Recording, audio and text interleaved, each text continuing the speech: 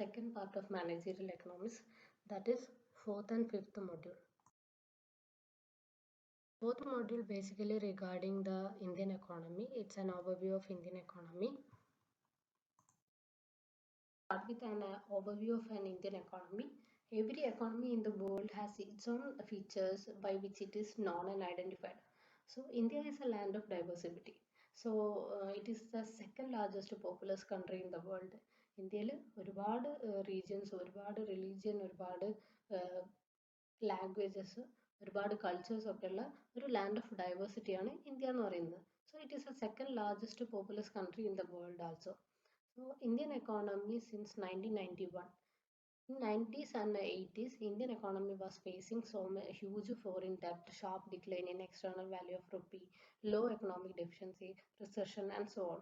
So to rectify all these problems, government of India in 91 introduced a new economic policy, which is also known as economic reforms in 1991. So we will see what are the elements of this new economic policy. So what are the elements of new economic policy? There are three main elements of new economic policy: liberalization, privatization, and globalization. So these economic reforms are popularly called structural adjustment programs or liberation or globalization. ഈ reformsനെ നമ്മൾ popularly എന്ത് പറയുന്നു? Structural adjustment programs. വലിയൊരു change Indian എക്കോണമിയുടെ സ്ട്രക്ചറിൽ തന്നെ വലിയൊരു change കൊണ്ടുവന്ന പ്രോഗ്രാമാണ് ഈ new economic policy. So it is popularly called as structural adjustment programs or liberalization or globalization. So we will see what is liberalization, privatization, and globalization. What is liberalization? Liberalization is the process or means of the elimination of control of the state over economic activities. Economic activities in the model state in the control eliminate ചെയ്യുന്നതിനാണ് എന്ത് പറയുന്നത്? Liberalization. So it provides a greater autonomy to the business enterprises in decision making and eliminates government interference. Business എൻ്റർപ്രൈസിൽ അവരുടെ decision മേക്കിങ്ങിൽ government ഇൻ്റർഫിയറൻസിനെ eliminate ചെയ്യുന്നതാണ് liberalisation. So we will see what are the activities under liberalization. Prior to 1991, government has imposed several types of controls on private enterprises in the domestic economy. So these included industrial licensing system, price control or financial control on goods, import licenses, foreign exchange control, restrictions on investments by big business houses, etc. So it was experienced by the government that several shortcomings had emerged in the economy on account of these controls. So these controls had given rise to corruption, undue delays, and inefficiency. So growth rate of GDP had fallen sharply and high cost economic system came into being. So in view of these facts, liberalization of the economy was considered as a key component of NEP, that is new economic policy.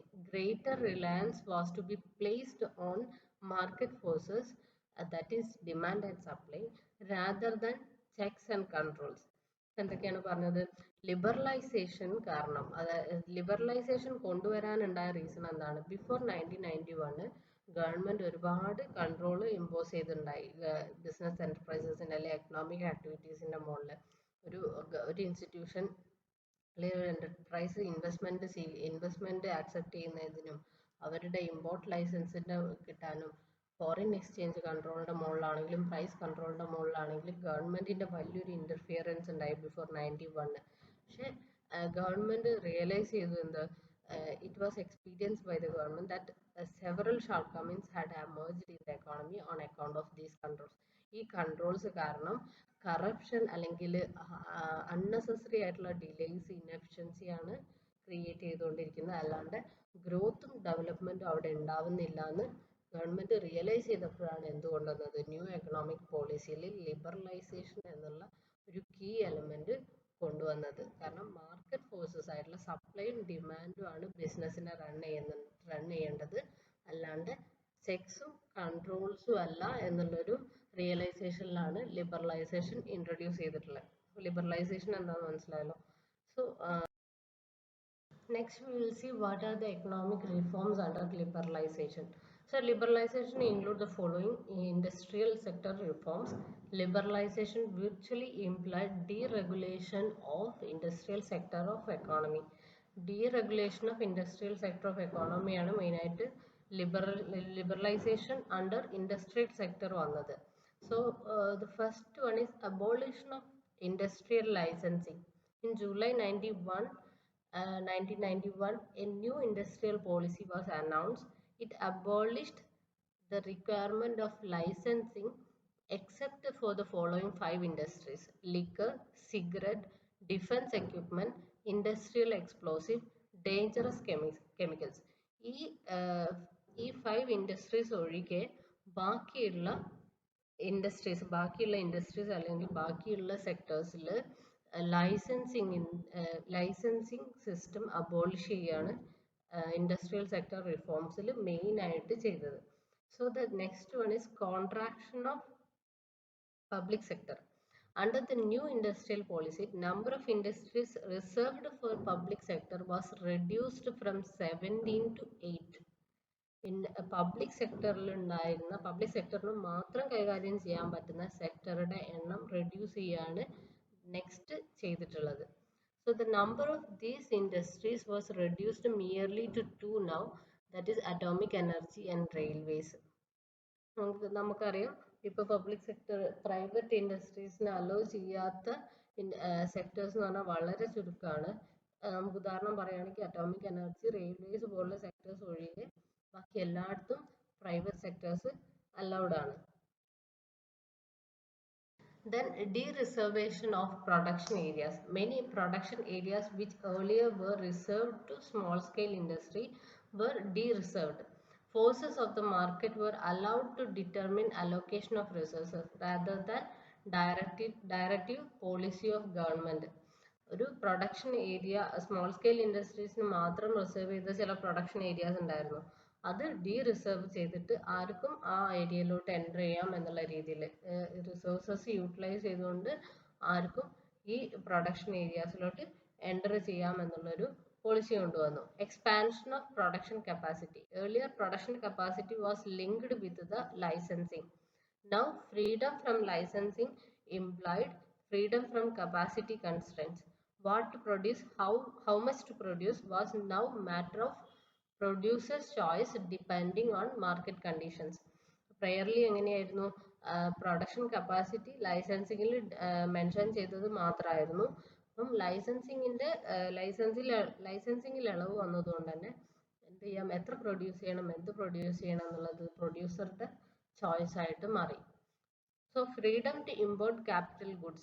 Liberalization also implied freedom for the industrialists to import capital goods with a view to upgrading their technology. So permission was no longer required from the government to enter into international agreements for the import of technology. പുതിയ technologies import ചെയ്യാൻ ഗവൺമെന്റിന്റെ agreements വേണ്ട എന്നുള്ള ഒരു condition വന്നതോടുകൂടി companies എന്ത് ചെയ്യും, അവർക്ക് ആവശ്യമായിട്ടുള്ള ടെക്നോളജീസ് ഇന്റർനാഷണൽ അവർ തന്നെ ഇനീഷ്യേറ്റീവ് എടുത്ത് ഇന്റർനാഷണൽ എഗ്രിമെന്റ്സ് ക്രിയേറ്റ് ചെയ്തിട്ട് ടെക്നോളജി ഇൻട്രൊഡ്യൂസ് ചെയ്യാം എന്നുള്ളത് ലിബറലൈസേഷന്റെ ഭാഗമായിട്ട് വന്നു. So next one, financial sector reforms. Banking and financial sector includes banking and non-banking financial institutions, stock exchange market, foreign exchange market. So in India, financial sector is regulated and controlled by Reserve Bank of India. Liberalization implied a substantial shift in the role of RBI from regulator to a facilitator of the financial sector. So free play of the market forces has led to the emergence of private bankers, both domestic as well as international, in the banking industry. Banking industry lote private bankers international bankers allow chedu. So liberalization also allowed FII, foreign institutional investors, to invest in Indian financial markets. So എന്തൊക്കെയാണ് FIIസിന്റെ examples? Merchant bankers, mutual funds, pension funds. So consequence of upon these changes, financial sector in India has shown a multi-dimensional growth and is playing a significant role in the growth and development of the economy. So prior to liberalization, tax structure in the country has been highly complex and evasive.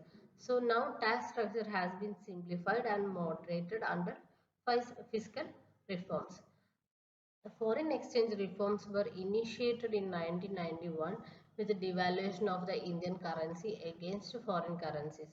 Devaluation implies lowering the value of our currency in relation to other foreign currency. Devaluation എന്ന് പറഞ്ഞു കഴിഞ്ഞാൽ government interfere ചെയ്തുകൊണ്ട് കറൻസിയുടെ value decrease ചെയ്യുന്നതിനെയാണ് devaluation എന്ന് പറയുന്നത്.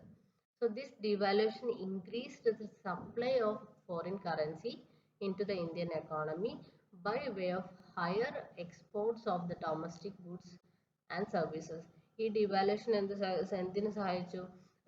Foreign supply of foreign currency Indian എക്കോണമിയിലോട്ട് foreign കറൻസിയുടെ supply കൂട്ടാൻ സഹായിച്ചു. എങ്ങനെ?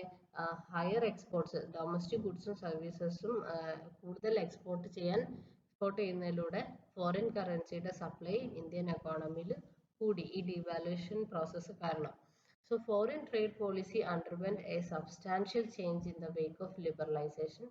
Tariff restrictions have been moderated and competition replaced protection of industries. High കോമ്പറ്റീഷനും പിന്നെ താരിഫ് റെസ്ട്രിക്ഷൻസ് ഒക്കെ കുറച്ചതോടുകൂടി ടെക്നോളജി ഇംപ്രൂവ് ആയി, കോമ്പറ്റീഷൻ ഇംപ്രൂവ് ആയി.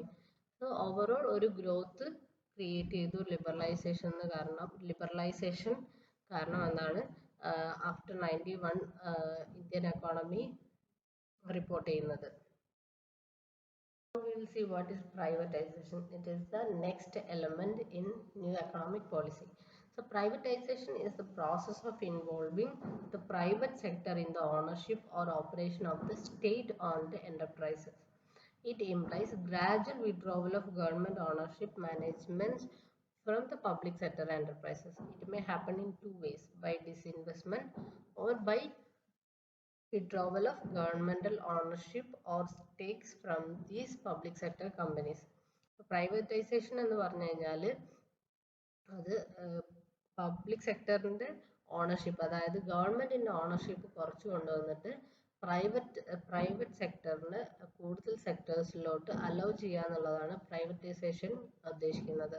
അത് രണ്ട് രീതിയിൽ ചെയ്യാം: ബൈ ഡിസ്ഇൻവെസ്റ്റ്മെന്റ് അല്ലെങ്കിൽ by withdrawal of governmental ownership or stakes from these public sector companies. ഈ പബ്ലിക് സെക്ടർ കമ്പനീസിന് ഗവൺമെന്റിന്റെ ഓണർഷിപ്പ് വിഡ്രോ ചെയ്തുകൊണ്ട് വേണമെങ്കിൽ നമുക്ക് ഈ പ്രൈവറ്റൈസേഷൻ നടത്താം. Objectives of privatization: improve the government's fiscal situations, reduce the workload on public sector firms, increase the effectiveness of governmental agencies, provide the consumer with a higher quality and improved goods and services, develop healthy competition in society, encouragement of foreign direct investment in India. ഗവൺമെന്റിന്റെ work load കുറയ്ക്കുക, അവരുടെ physical situations improve ചെയ്യുക, higher quality goods and service provide ചെയ്യുക, ഒരു healthy competition create ചെയ്യുക, പിന്നെ direct ഇൻവെസ്റ്റ്മെന്റിന് foreign direct ഇൻവെസ്റ്റ്മെന്റിനെ encourage ചെയ്യുക. ഇതൊക്കെയാണ് പ്രൈവറ്റൈസേഷന്റെ objectives. So what is globalization? The next important element of new economic policy is globalization. Globalization refers to the integration of the economy of the nation with the global economy. During globalization, the emphasis is placed on foreign trade and the private institutional foreign investment. Globalization എന്ന് പറയുന്നത് നമ്മളുടെ എക്കോണമിയെ global എക്കോണമിയുമായിട്ട് integrate ചെയ്യുക. Global എക്കോണമിയിലോട്ട് നമ്മുടെ economy open ആയിട്ട് എല്ലാ കാര്യത്തിലും അവരോട് integrate ചെയ്തിട്ട് മുന്നോട്ട് പോകുക എന്നുള്ളതാണ് globalization. So the main objective is to transform the world into an independent and integrated world by defining various strategic policy. And globalization tries to create a world without borders However, the needs of a country can come from all over the world and become a great economy. നമുക്ക് ഒരു economic ആവശ്യമായിട്ടുള്ള എല്ലാ കാര്യങ്ങളും വേറെ ഏത് എക്കോണമിന്ന് വേണമെങ്കിലും നമുക്ക് access ചെയ്യാൻ പറ്റും. നമുക്കൊരു വെറൈറ്റി ഓഫ് ചോയ്സസ് അവൈലബിൾ ആവുക. ഇങ്ങനെയുള്ള എല്ലാ കാര്യങ്ങളും ഇങ്ങനെയുള്ള ബെനിഫിറ്റ്സ് ഒക്കെ മുന്നോട്ട് കണ്ടുകൊണ്ടാണ് ഗ്ലോബലൈസേഷൻ വന്നത്. സോ വേൾഡിനെ ഒരു ഓപ്പൺ എക്കോണമി ആയിട്ട് ക്രിയേറ്റ് ചെയ്യുക, അതാണ് globalisation. So now we will discuss the basic characteristics of Indian economy. Indian economy is basically an agricultural economy. More than 60% of the population is engaged in agriculture or allied activities. Agriculture base ചെയ്തിട്ടുള്ള ഒരു എക്കോണമിയാണ് ഇന്ത്യയുടേത്. 60% population എന്തിനെ depend ചെയ്താണ് earnings, അവരുടെ living മുന്നോട്ട് കൊണ്ടുപോകുന്നത് അഗ്രികൾച്ചറിനെ base ചെയ്തിട്ടാണ്. So it's basically an agricultural economy. And the second one is low per capita income. എന്താണ് per capita income എന്ന് പറയുന്നത്? The average income earned per person in an economy. ഒരു person earn ചെയ്യുന്ന average income ആണ്. So it can be calculated as commonly it can be calculated as national income divided by population size.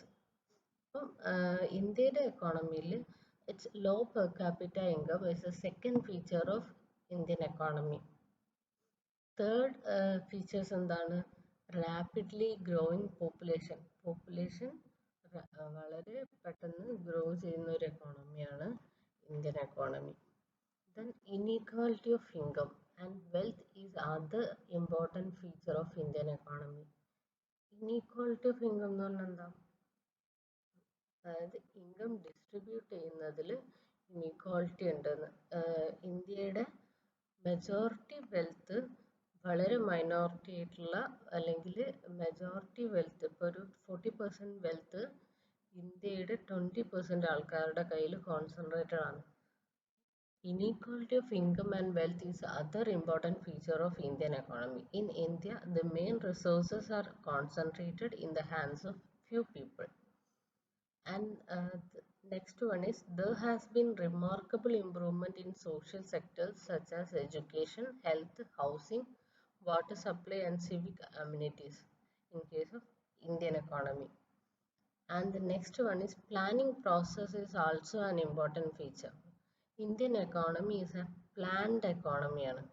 As the government has adopted planned development economy, 5-year plans are framed for economic development. നമ്മൾ പറയാം പഞ്ചവത്സര പദ്ധതികൾ base ചെയ്തിട്ടാണ് നമ്മൾ economic activities Indian എക്കോണമിയിൽ നടക്കുന്നത്. So as the government has adopted planned development economy, 5-year plans are framed for economic development.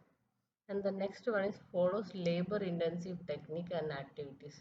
പൊതുവെ labour intensive ടെക്നിക്സും ആക്ടിവിറ്റീസും ആണ് ഇന്ത്യൻ എക്കോണമി യൂട്ടിലൈസ് ചെയ്യുന്നത്. And lack of capital formation. Next one is backwardness of infrastructure development. Infrastructure ഡെവലപ്മെൻറ്റിൻ്റെ കുറവുകൾ Indian എക്കോണമിയിലുണ്ട്. So അതിൽ Indian economy ബാക്കിയുള്ള ഡെവലപ്ഡ് എക്കോണമീസിനെ കമ്പയർ ചെയ്യുമ്പോൾ ബാക്കൗട്ട് ആണെന്നാണ് ഇന്ത്യൻ എക്കോണമിൻ്റെ ഫീച്ചേഴ്സിൽ പറയുന്നത്. So next one is market imperfections. Market imperfect ആണ്. നിങ്ങൾ മുന്നത്തെ ചാപ്റ്റേഴ്സിൽ പഠിച്ചു എന്താണ് imperfect markets. And the next one is economy is trapped in the vicious circle of poverty. Indian എക്കോണമിൻ്റെ വേറൊരു ഫീച്ചറാണ് പോവർട്ടി. ഒരു മെജോറിറ്റി ഓഫ് അല്ലെങ്കിൽ ഒരു വലിയൊരു ശതമാനം ആൾക്കാർ ഇപ്പോഴും പോവർട്ടി അനുഭവിക്കുന്നുണ്ടെന്നുള്ളതാണ് ഇന്ത്യൻ എക്കോണമിയുടെ വേറൊരു feature. And the next one is traditional setup society. ഇന്ത്യയുടെ culture. Now we are discussing the factors that led to the new economic policy in Indian economy. So the first one is the balance of payment crisis. Balance of payment crisis എങ്ങനെയാണ് വരുന്നത്? When foreign exchange fall short for payment and total imports exceed total exports. Total imports total exports exceed ആവുകയും നമ്മൾ payment നടത്താൻ നമുക്ക് foreign exchange ആവശ്യമായിട്ടുള്ള foreign exchange ഇല്ലാണ്ട് വരികയും ചെയ്യുന്ന ഒരു അവസ്ഥയിലാണ് ബാലൻസ് ഓഫ് പേയ്മെന്റ് ക്രൈസിസ് എന്ന് പറയുന്നത്. So, during late 1980s and till 1990s, India was in a severe balance of payment crisis. So that is the that is the important reason which ultimately went to new economic policy. And the second one is rise in fiscal deficit. Due to increase in non-development expenditure, fiscal deficit was increasing. So what is fiscal deficit? Fiscal deficit means a difference between total expenditure and total receipts was deficit only. റെസിപ്റ്റ്സും എക്സ്പെൻഡിച്ചറും നമ്മൾ difference എടുക്കുമ്പോൾ receipts കുറയും expenditure കൂടുകയും ചെയ്യുമ്പോഴാണ് എന്ത് വരുന്നത്, physical deficit വരുന്നത്. So due to rise in fiscal deficit, there was a rise in public debt and interest. So in 1991, interest liability became 36.4% in total government expenditure. So അങ്ങനെ ഒരു സാഹചര്യത്തിലാണ് ന്യൂ എക്കണോമിക് പോളിസിയിലോട്ട് ഇന്ത്യ പോകുന്നത്. And the third one is a debt trap. India was in a deep debt. To finance fiscal deficit, government borrowed funds from banks and international financial institutions. So due to faulty policies, government was not able to repay the borrowings and started further loans to repay the previous loans. Loans എടുത്തത് repay ചെയ്യാൻ government കഴിയാത്തൊരു സാഹചര്യം വന്നപ്പം വീണ്ടും ലോണുകൾ previous loans പേ ചെയ്യാൻ വേണ്ടി വീണ്ടും ഫർദർ ലോൺസ് എടുക്കേണ്ട ഒരു സിറ്റുവേഷൻ വന്നു.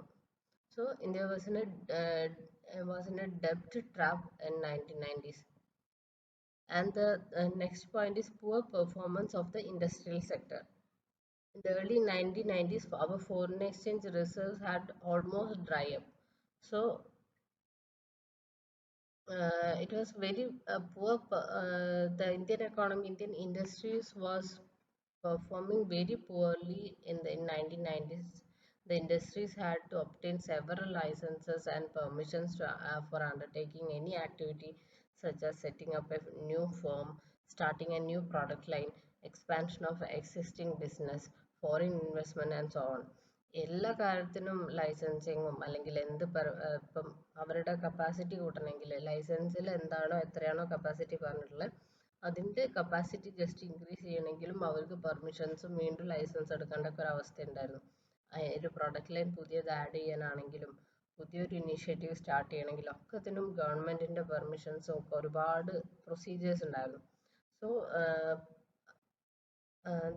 Indian industries were in a red tap. We can say Indian industries was in a red tap during 1990s. So they were showing poor performance. And the next one is very low foreign exchange resources. In the early 1990s, our foreign exchange reserves had almost dried up. നമ്മുടെ foreign exchange almost ഒട്ടും ഇല്ല എന്നുള്ളൊരു അവസ്ഥയായിരുന്നു 1990s. So there were barely enough to pay for 2 weeks imports. അങ്ങനെ ഒരു സാഹചര്യത്തിലാണ് എന്ത് ചെയ്യുന്നത്, ഇങ്ങനെ ന്യൂ എക്കണോമിക് പോളിസിയുമായിട്ട് ഗവൺമെൻറ്റിന് വരേണ്ടി വന്നത്, എക്കോണമി ഓപ്പൺ അപ്പ് ചെയ്യുന്ന ഒരു പോളിസിയായിട്ട് വരേണ്ടി വരുന്നത്. And the other reason is Iraq war. So in 1990 and 91 war in Iraq broke out. ഇറാഖിലെ വാർ സ്റ്റാർട്ട് ചെയ്തത് ഈ 90s. So this led to rise in petrol prices and this had increased the need for more foreign currency. ആ സമയത്ത് Iraq വാറും കൂടി start ചെയ്തപ്പോൾ petrol price hike ചെയ്തുകൊണ്ട് expenditures വീണ്ടും കൂടി. So Iraq war also become a reason for a new economic policy or opening up of Indian economy. And the next one is inflation. Prices were continuously rising in India. The inflation rate increased from 6.7 to 16.7 in that time. So due to inflation, country's economic position became worse. Main reason for inflation was increase in money supply. And the next one is low per capita income and poverty. When compared to advanced countries, per capita income was much low in India during 1980s. We have seen that still in India, in an important feature of Indian economy is low per capita income. So in that time, 1980s, it was very low per capita income, and people were suffering by poverty. And the next one is unemployment. At all times, one of the crucial problems in India was unemployment. Even now, unemployment continuously to be a crucial problem. In Indian economy, unemployment is always a problem. Still, that problem exists.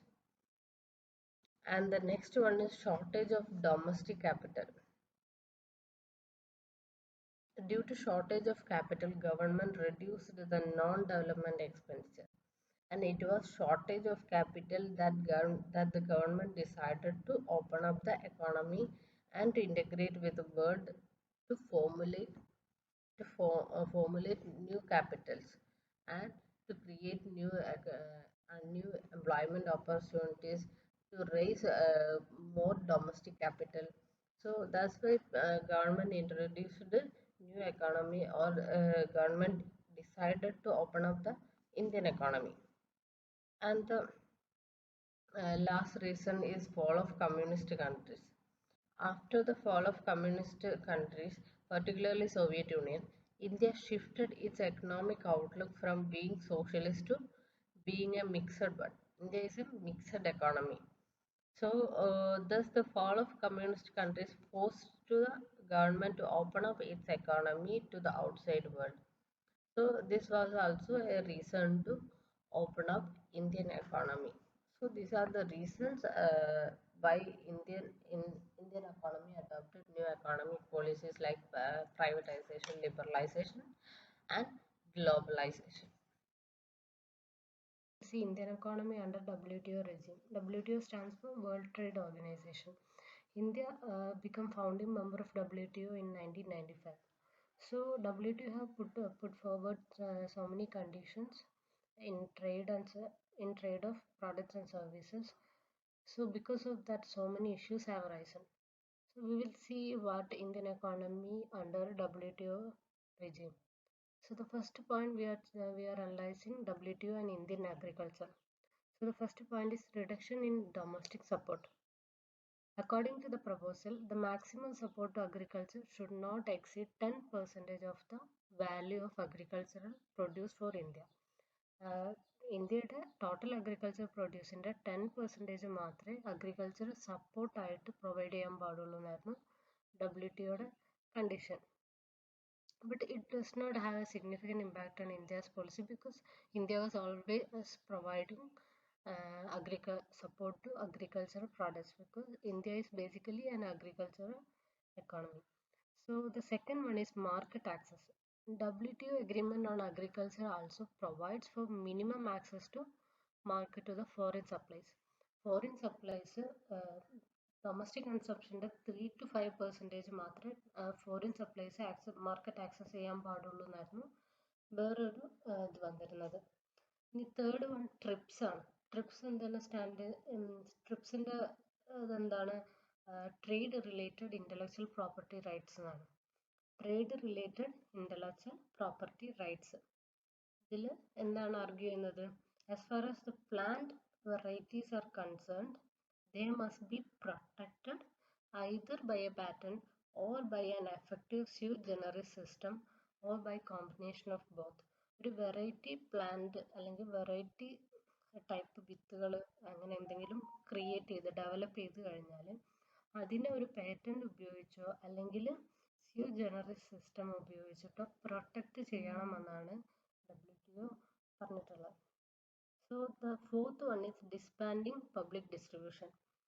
WTOയുടെ requirement പ്രകാരം member countries എല്ലാവരും agriculture products market പ്രൈസിൽ access ചെയ്യണമെന്നാണ്.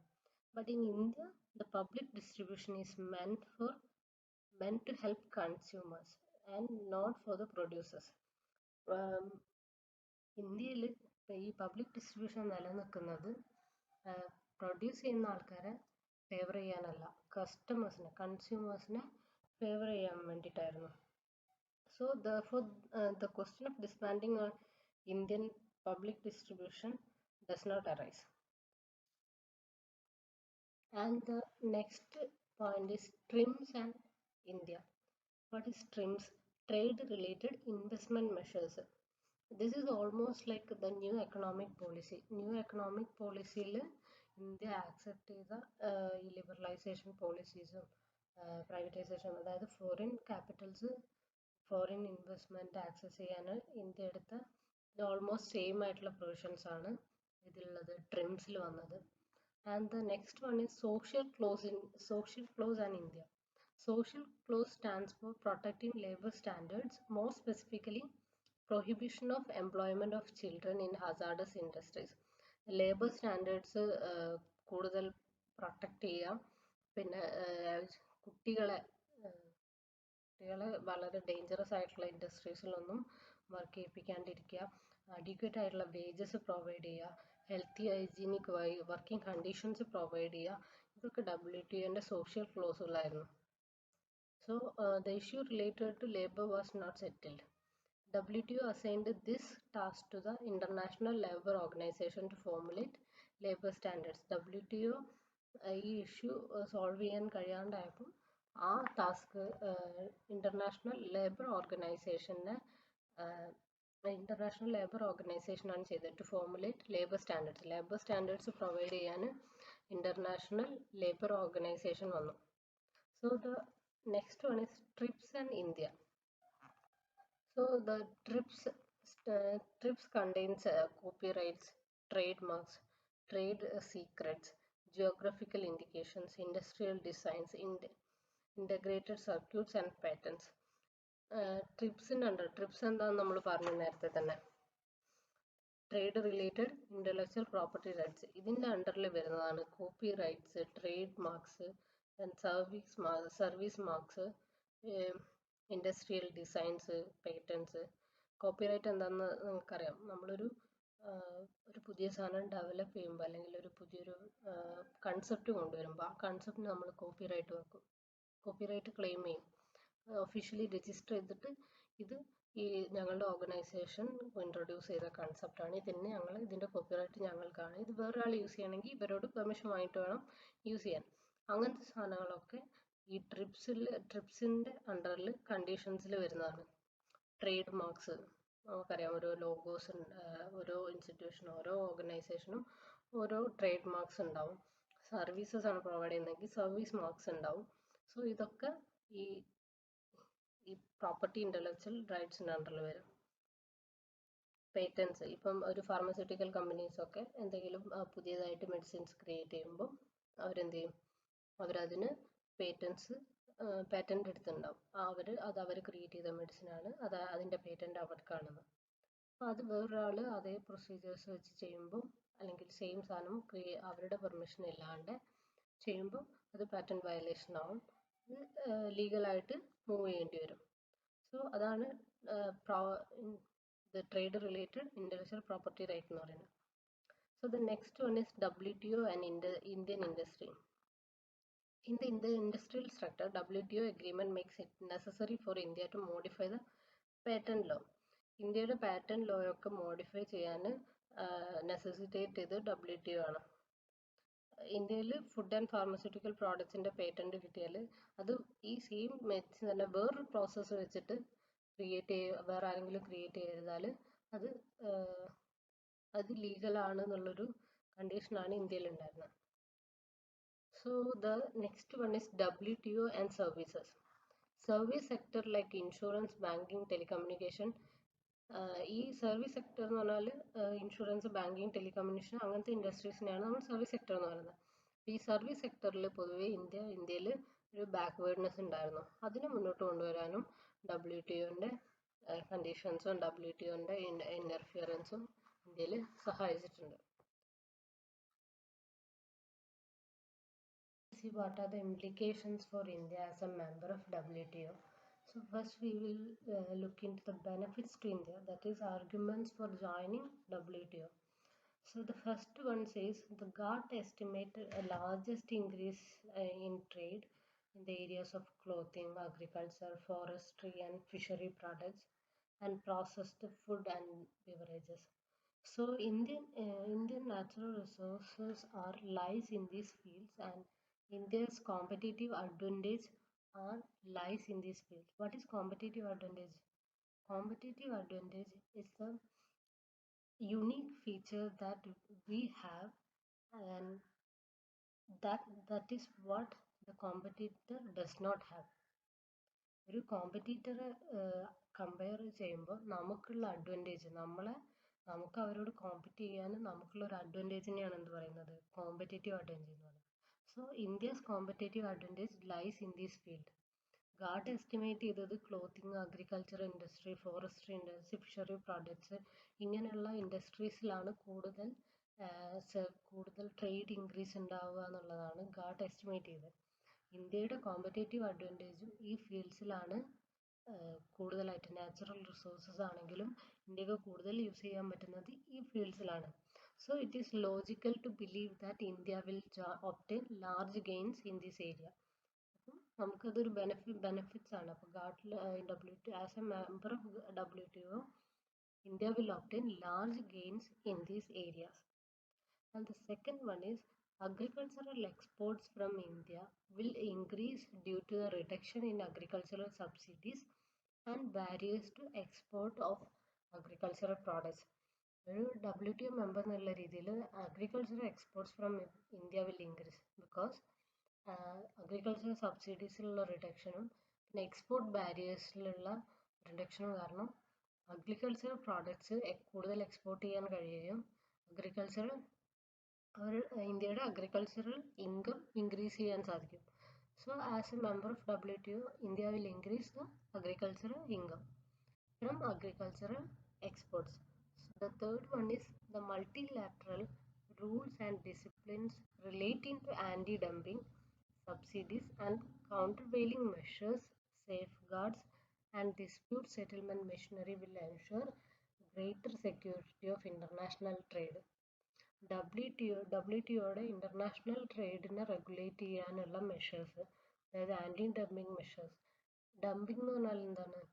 നമ്മൾ ഒരു country, ഇപ്പം India ഒരു product വേറൊരു കൺട്രിയിലോട്ട് export ചെയ്യാണ്. ഇന്ത്യയിലെ ഒരു എൻ്റർപ്രൈസ് പ്രൊഡ്യൂസ് ചെയ്ത പ്രോഡക്റ്റ് ഇന്ത്യയിൽ നമ്മൾ വിൽക്കുന്നതിനേക്കാളും കുറഞ്ഞ വിലയിൽ വേറൊരു കൺട്രിയിലോട്ട് എക്സ്പോർട്ട് ചെയ്യുകയാണെങ്കിൽ എന്തായിരിക്കും? ആ പ്രോഡക്റ്റ് അത്രയും ഒന്നെങ്കിൽ ആ പ്രോഡക്റ്റിന് എന്തെങ്കിലും ഡിഫക്ട്സ് ഉണ്ടാകും. കാരണം നമ്മൾ ഡൊമസ്റ്റിക് കൺട്രിയിൽ കൊടുക്കുന്ന വിലയേക്കാളും കുറച്ച് വേറൊരു കൺട്രിയിലോട്ട് ഒരു പ്രോഡക്റ്റ് ഡംപ് ചെയ്യുന്നതിനാണ് ഡംപിങ് എന്ന് പറയുന്നത്. അങ്ങനെ ഒരു ഡംപിങ് പ്രോസസ്സ് ഇല്ലാണ്ടിരിക്കാൻ വേണ്ടിയിട്ട്, അതിനെ കൺട്രോൾ ചെയ്യാൻ വേണ്ടിയിട്ട് WTO മെഷേഴ്സ് എടുക്കുന്നുണ്ട്. അതാണ് anti dumping multilateral rules and discipline relating to anti dumping എന്ന് പറയുന്നത്. നമ്മളിപ്പോൾ നമുക്ക് ആവശ്യമില്ലാത്തൊരു പ്രോഡക്റ്റിനെ വേറൊരു കൺട്രിയിൽ പോയിട്ട് ഡംപ് ചെയ്യുക, വേറൊരു കൺട്രിയിലെ കൺസ്യൂമേഴ്സിൻ്റെ മുകളിൽ അത് ഡംപ് ചെയ്യുന്നതിനെയാണ് ഡംപിങ് എന്ന് പറയുന്നത്. സോ ആൻറ്റി ഡംപിങ് മെഷേഴ്സും സേഫ് ഗാർഡ് മെഷേഴ്സും ഡിസ്പ്യൂട്ട് സെറ്റിൽമെൻറ്റ് മെഷീനറി മെഷേഴ്സും ഒക്കെ ഇൻ്റർനാഷണൽ ട്രേഡിൽ WTO നമുക്ക് ഒരു പ്രൊട്ടക്ഷൻ തരുന്നുണ്ട്. സോ അതാണ് വേറൊരു benefit. And the fourth one is India has the market access to a number of advanced countries due to the imposition of the clauses relating to trade without a discrimination.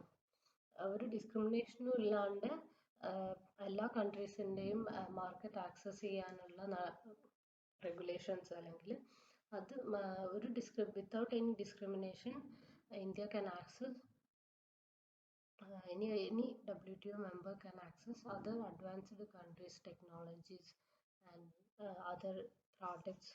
So India has the market access to number of advanced countries due to the imposition of clauses relating to trade without discrimination. WTO and trade without discrimination എന്ന policy അല്ലെങ്കിൽ അവരുടെ ആ closes കാരണം ഇന്ത്യക്ക് advanced കൺട്രീസിലെ market access ചെയ്യാൻ പറ്റുന്നു.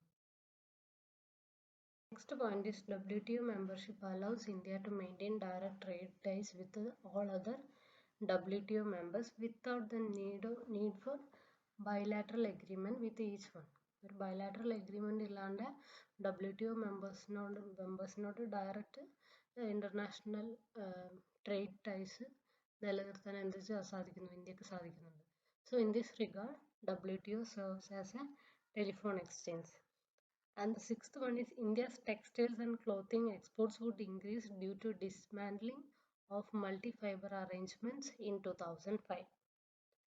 And the next point is in line with the WTO obligations, India has adopted the product patent regime for food, drugs and chemicals from 1st January 2005 and embedded software with adequate safeguards to protect the interest of common man. WTO obligations ഭാഗമായിട്ട് India പുതിയ product patent റെജിമിലോട്ട് ഫുഡിനും ഡ്രഗ്സിനും chemical പ്രോഡക്ട്സിനൊക്കെ 2005 onwards പുതിയൊരു patent റെജിമിലോട്ട് കൊണ്ടുവന്നു. പിന്നെ സോഫ്റ്റ്വെയർസിനെയും ഒരു ബെസ്റ്റ് ഓഫ് കോമൺ മാൻ്റെ കോമൺ മാൻ്റെ ഇൻട്രസ്റ്റ് കൺസിഡർ ചെയ്തുകൊണ്ട് ഈ സോഫ്റ്റ്വെയർസിനെ സേഫ് ഗാർഡ് ചെയ്യുക എന്നുള്ളൊരു പ്രോസസ്സിലോട്ട് India as a WTO member WTO obligation പ്രകാരം ഇന്ത്യ അങ്ങനെ ഒരു പുതിയൊരു പ്രോഡക്റ്റ് പാറ്റന്റ് റെജിമിലോട്ട് കടന്നു 2005 എന്നുള്ളതാണ്. Next we will see what are the arguments against the WTO membership. So the first point is the claim that world trade would increase substantially and that India's export would expand considerably is not acceptable to many. അതായത് world trade WTO membership കാരണം world trade നമ്മളുടെ international trade substantially increase ചെയ്യുന്നുള്ളത് പലർക്കും acceptable ആയിട്ടുള്ള കാര്യമല്ല.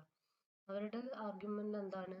Flow of goods and services across globe depends not much on trade restrictions but on factors like infrastructure, political environment, technology, assured supply of exportable goods, quality consciousness of product producing countries. So removal of trade barriers will not guarantee expansion in world trade. അവരുടെ argument എന്താണ്? WTO member എന്ന രീതിയിൽ trade barriers remove ചെയ്തതുകൊണ്ട് മാത്രം international trade അല്ലെങ്കിൽ world trade expand ആവില്ല. അതിന് ക്വാളിറ്റിയുള്ള products, good political environment, good quality infrastructure, technology, ഇങ്ങനെയുള്ള കാര്യങ്ങളൊക്കെ ഇമ്പ്രൂവ് ചെയ്താൽ മാത്രമേ guarantee expansion in world trade എന്നുള്ളത് പോസിബിൾ ആവുക എന്നുള്ളതാണ് first argument. And the second one is introduction of product patent in India will lead to sharp increase in prices of drugs by the MNCs who have the product patent. Product patent കൊണ്ടുവരുന്നതിലൂടെ patent ഉള്ള MNCs produce ചെയ്യുന്ന ഡ്രഗ്സിനൊക്കെ വളരെയധികം വില വർദ്ധിക്കുമെന്നുള്ളതാണ് വേറൊരു argument അവർ പറയുന്നത്. So the prices of agricultural inputs will also increase. This will affect the poor people. And the third one is the free market access and removal of all restriction on imports would adversely affect the farming community. Cheap imports of agricultural products would push farmers out of production. എല്ലാ റെസ്ട്രിക്ഷൻസും remove ചെയ്യുമ്പം അത് agricultural ഇൻഡസ്ട്രീനെ അല്ലെങ്കിൽ poor ആയിട്ടുള്ള farming കമ്മ്യൂണിറ്റീനെ അത് affect ചെയ്യുന്നുള്ളതാണ് വേറൊരു argument. Agricultural products ചീപ്പായിട്ട് import ചെയ്യാൻ പറ്റുമ്പോൾ ഈ പുവറായിട്ടുള്ള അല്ലെങ്കിൽ ടെക്നോളജീസ് ഒന്നും ഒരുപാട് ആക്സസ് ചെയ്യാൻ പറ്റാത്ത ഫാമേഴ്സ് ഈ ഫീൽഡിൽ നിന്ന് തന്നെ ഔട്ടായി പോകുന്നൊരവസ്ഥ, ഈ ഒരു ഇൻഡസ്ട്രിയിൽ നിന്ന് തന്നെ ഔട്ടായി പോകുന്നൊരവസ്ഥ ഉണ്ടാവും എന്നുള്ളതാണ് തേർഡ് ആർഗ്യുമെൻ്റ് പറയുന്നത്. Fourth one is India cannot compete with the developed countries in the international market of agricultural commodities. This is because the developed countries can supply goods at much lower prices on account of subsidies. So developed countries' നമ്മുടെ Indian എക്കോണമീനേക്കാളും lower പ്രൈസസിൽ അവർക്ക് agricultural production നടത്താൻ പറ്റും. So international മാർക്കറ്റിൽ agricultural കമ്മോഡിറ്റീസിൻ്റെ കേസിൽ ഇന്ത്യക്ക് compete ചെയ്യാൻ പറ്റാത്തൊരവസ്ഥ വരുമെന്നുള്ളതാണ് fourth argument പറയുന്നത്. Next point is a change in the patent laws of India in accordance with the TRIPS agreement would lead to brain drain. This would prove costly for India. WTO മെമ്പർഷിപ്പിൽ എടുത്തിട്ട് TRIPS അഗ്രിമെന്റിനെ base ചെയ്തിട്ട് patent law create ചെയ്യുകയാണെങ്കിൽ അത് ഇന്ത്യക്ക് പിന്നീട് അതൊരു costly ആയിട്ട് മാറുമെന്നുള്ളതാണ് ഒരു argument പറയുന്നത്. Sixth one is India and other developing countries have blindly walked into the trap laid by locked countries. Developed ആയിട്ടുള്ള കൺട്രീസിൻ്റെ ട്രാപ്പിലോട്ട് ഇന്ത്യ പോലുള്ള അതർ ഡെവലപ്പിംഗ് കൺട്രീസും ബ്ലൈൻഡ് ആയിട്ട് ബിലീവ് ചെയ്തിട്ട് അവരുടെ ട്രാപ്പിൽ പോവാന്നുള്ളതാണ് വേറൊരു argument. And seventh one, the extension of intellectual property rights to agriculture has negative effects on India. And the last one is service sector like insurance, banking, telecommunications, transportation, etc. is backward in India compared to that of developed countries. So these are the arguments against the WTO membership. Now we will discuss major issues in Indian economy. We have already discussed basic features of Indian economy, and now we will discuss major issues in Indian economy. So the first point is low per capita. We have already discussed it in basic features of Indian economy. Per capita income is average income earned per person. It's commonly calculated as national income divided by population size. So Indian economy still has low per capita income. And the second one is huge dependence on population on agriculture. Huge population is still depending on agriculture, but the productivity from agricultural sector to the economy also low. So the huge dependence of population on agriculture is another major issue in Indian economy. And the third one is heavy population pressure. Indian population is increasing rapidly. India is the second most populated country in the world. So we have a high level of birth rate and a falling level of death rate. In order to maintain a growing population, the administration has to provide for more basic requirements like food, clothing, shelter, medicine, schooling. So it is a huge economic burden on the country. Population increase ചെയ്യുന്നതിനനുസരിച്ച് ഈ basic റിക്വയർമെൻറ്റ്സിൻ്റെ മുകളിൽ economy ഒരുപാട് spend ചെയ്യേണ്ടി വരുന്നു. പക്ഷെ അതിനനുസരിച്ചുള്ളൊരു productivity എന്തുകൊണ്ടുണ്ടാവുന്നില്ല. Still അൺഎംപ്ലോയ്മെൻറ്റും under എംപ്ലോയ്മെൻറ്റും ഒക്കെ exist ചെയ്യുന്നുണ്ട്. So population increase ചെയ്യുന്നതിനനുസരിച്ചുള്ളൊരു productivity എന്ത് വരുന്ന എക്കോണമിയിൽ റിഫ്ലക്റ്റ് ചെയ്യുന്നില്ല എന്നുള്ളതാണ് ഒരു പ്രശ്നം. And the next point is the existence of chronic unemployment and underemployment. Still, economy is facing chronic unemployment and underemployment. That is another important issue. And the next one is slow improvement in rate of capital formation. Instead of the rapidly increasing population and still unemployment and underemployment exists, but the rate of capital formation also very low, very slow in Indian economy. ഈ rapidly population increase ചെയ്യുമ്പോൾ ഇതിനൊക്കെ fund ചെയ്യാൻ capital വേണം. So but the capital formation rate is very slow in Indian economy. That is another issue. And the next one is inequality in wealth distribution. That is we have already discussed. ഒരു majority പോപ്പുലേഷൻ്റെ majority wealth, ഒരു കൺട്രിയുടെ majority wealth വളരെ ചുരുക്കം, അതായത് 20% ആൾക്കാരുടെ കയ്യിൽ ഒതുങ്ങി നിൽക്കുന്നൊരു issue ഉണ്ട്. That is inequality in wealth distribution. So the gap between rich and poor in the world is huge. ഇത് ഇന്ത്യൻ എക്കോണമിയിൽ മാത്രം ഉള്ള ഇഷ്യൂ അല്ല, വേൾഡിൽ തന്നെ റിച്ചും പുവറും തമ്മിലുള്ള, പാവപ്പെട്ടവരും പണക്കാരും തമ്മിലുള്ള ഒരു ഗ്യാപ്പ് കൂടി വരുന്ന ഒരു അവസ്ഥയാണ് വരുന്നത്. So in India also the majority of the wealth concentrated in the hands of few people. That is inequality in wealth distribution. And the next one is poor quality of human capital. Human capital and the productivity വളരെ poor quality ആയിട്ട് വരുന്നൊരു അവസ്ഥയുണ്ട്. So human capital should be trained and capital should be invested on human capital for training, skill training, research, improvement of healthcare are part of human capital.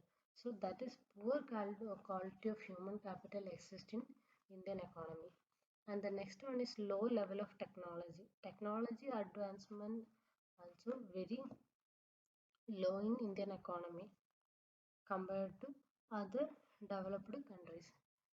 And the next one is lack of access to basic amenities. Still in India, in so many areas, uh, so many people have no access to basic amenities. വീടില്ലാത്തവരായാലും വെള്ളം access ചെയ്യാൻ പറ്റാത്തവരായിട്ടൊക്കെ കുറേ ആളുകൾ ഇപ്പോഴും ഇന്ത്യയിൽ പല ഭാഗത്തായിട്ട് നിലനിൽക്കുന്നുണ്ട്. So lack of access to the basic amenities still exist in Indian economy. And next one is demographic characteristics.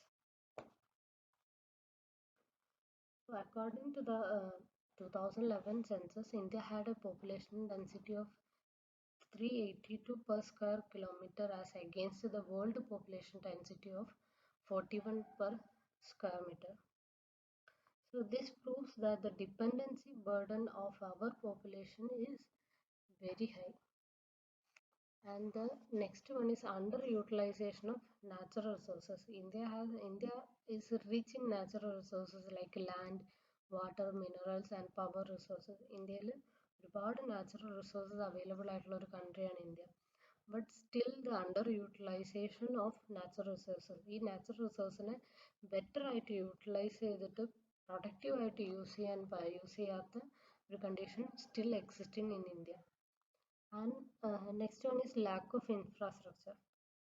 The lack of infrastructure facility is a serious problem affecting the Indian economy. These include transportation, communication, electricity generation and distribution, banking and credit facilities, health and educational facilities. So therefore, the potential of different regions of country remains underutilized. Still ഇന്ത്യയിൽ ഈ basic infrastructure അതായത് electricity, banking, credit facilities ഇതൊന്നും use ചെയ്യാൻ പറ്റാത്തൊരു പോപ്പുലേഷൻ്റെ വിഭാഗം ഇപ്പോഴും ഇന്ത്യയിൽ exist ചെയ്യുന്നുണ്ട്. So there is lack of infrastructure problem still exists in Indian economy.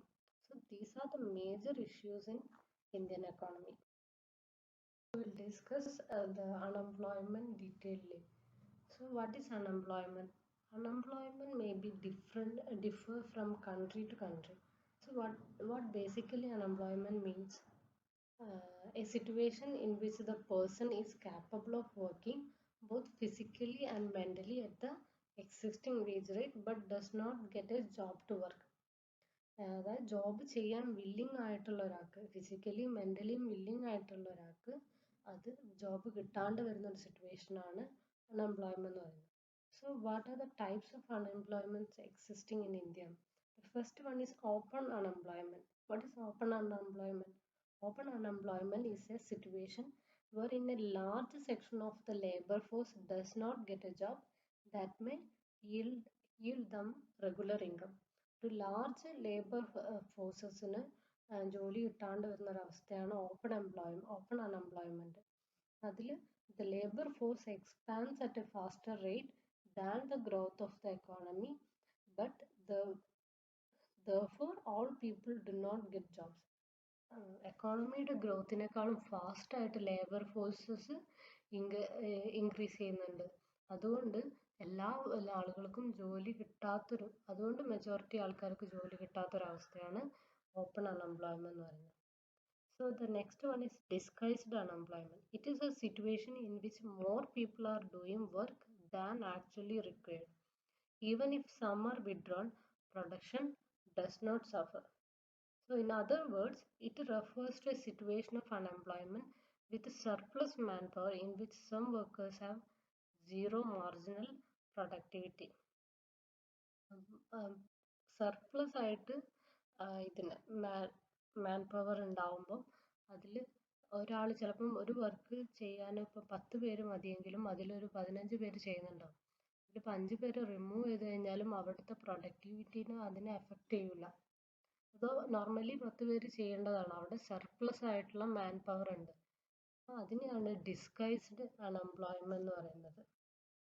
So, overcrowding in agriculture due to rapid growth of population and lack of alternative job opportunity may be cited as the main reason for disguised unemployment in India. നമ്മൾ പറഞ്ഞു അഗ്രികൾച്ചറിന് ഒരു majority population agricultural ആക്ടിവിറ്റീസിൽ involve ചെയ്തിട്ട് Indian എക്കോണമിയിൽ, പക്ഷെ അതിന് അനുപാതികമായിട്ടുള്ള ഒരു productivity Indian എക്കോണമിയിലോട്ട് കിട്ടാത്തൊരു അവസ്ഥയും വരുന്നുണ്ട്. അപ്പോൾ അവിടെ മാൻ പവർ അഗ്രികൾച്ചർ സെക്ടറിൽ മാൻ പവർ കൂടുതലാണ്, പക്ഷെ അതിനനുബന്ധമായിട്ടുള്ള ഒരു പ്രൊഡക്ടിവിറ്റി അവിടെ ഉണ്ടാവുന്നില്ല.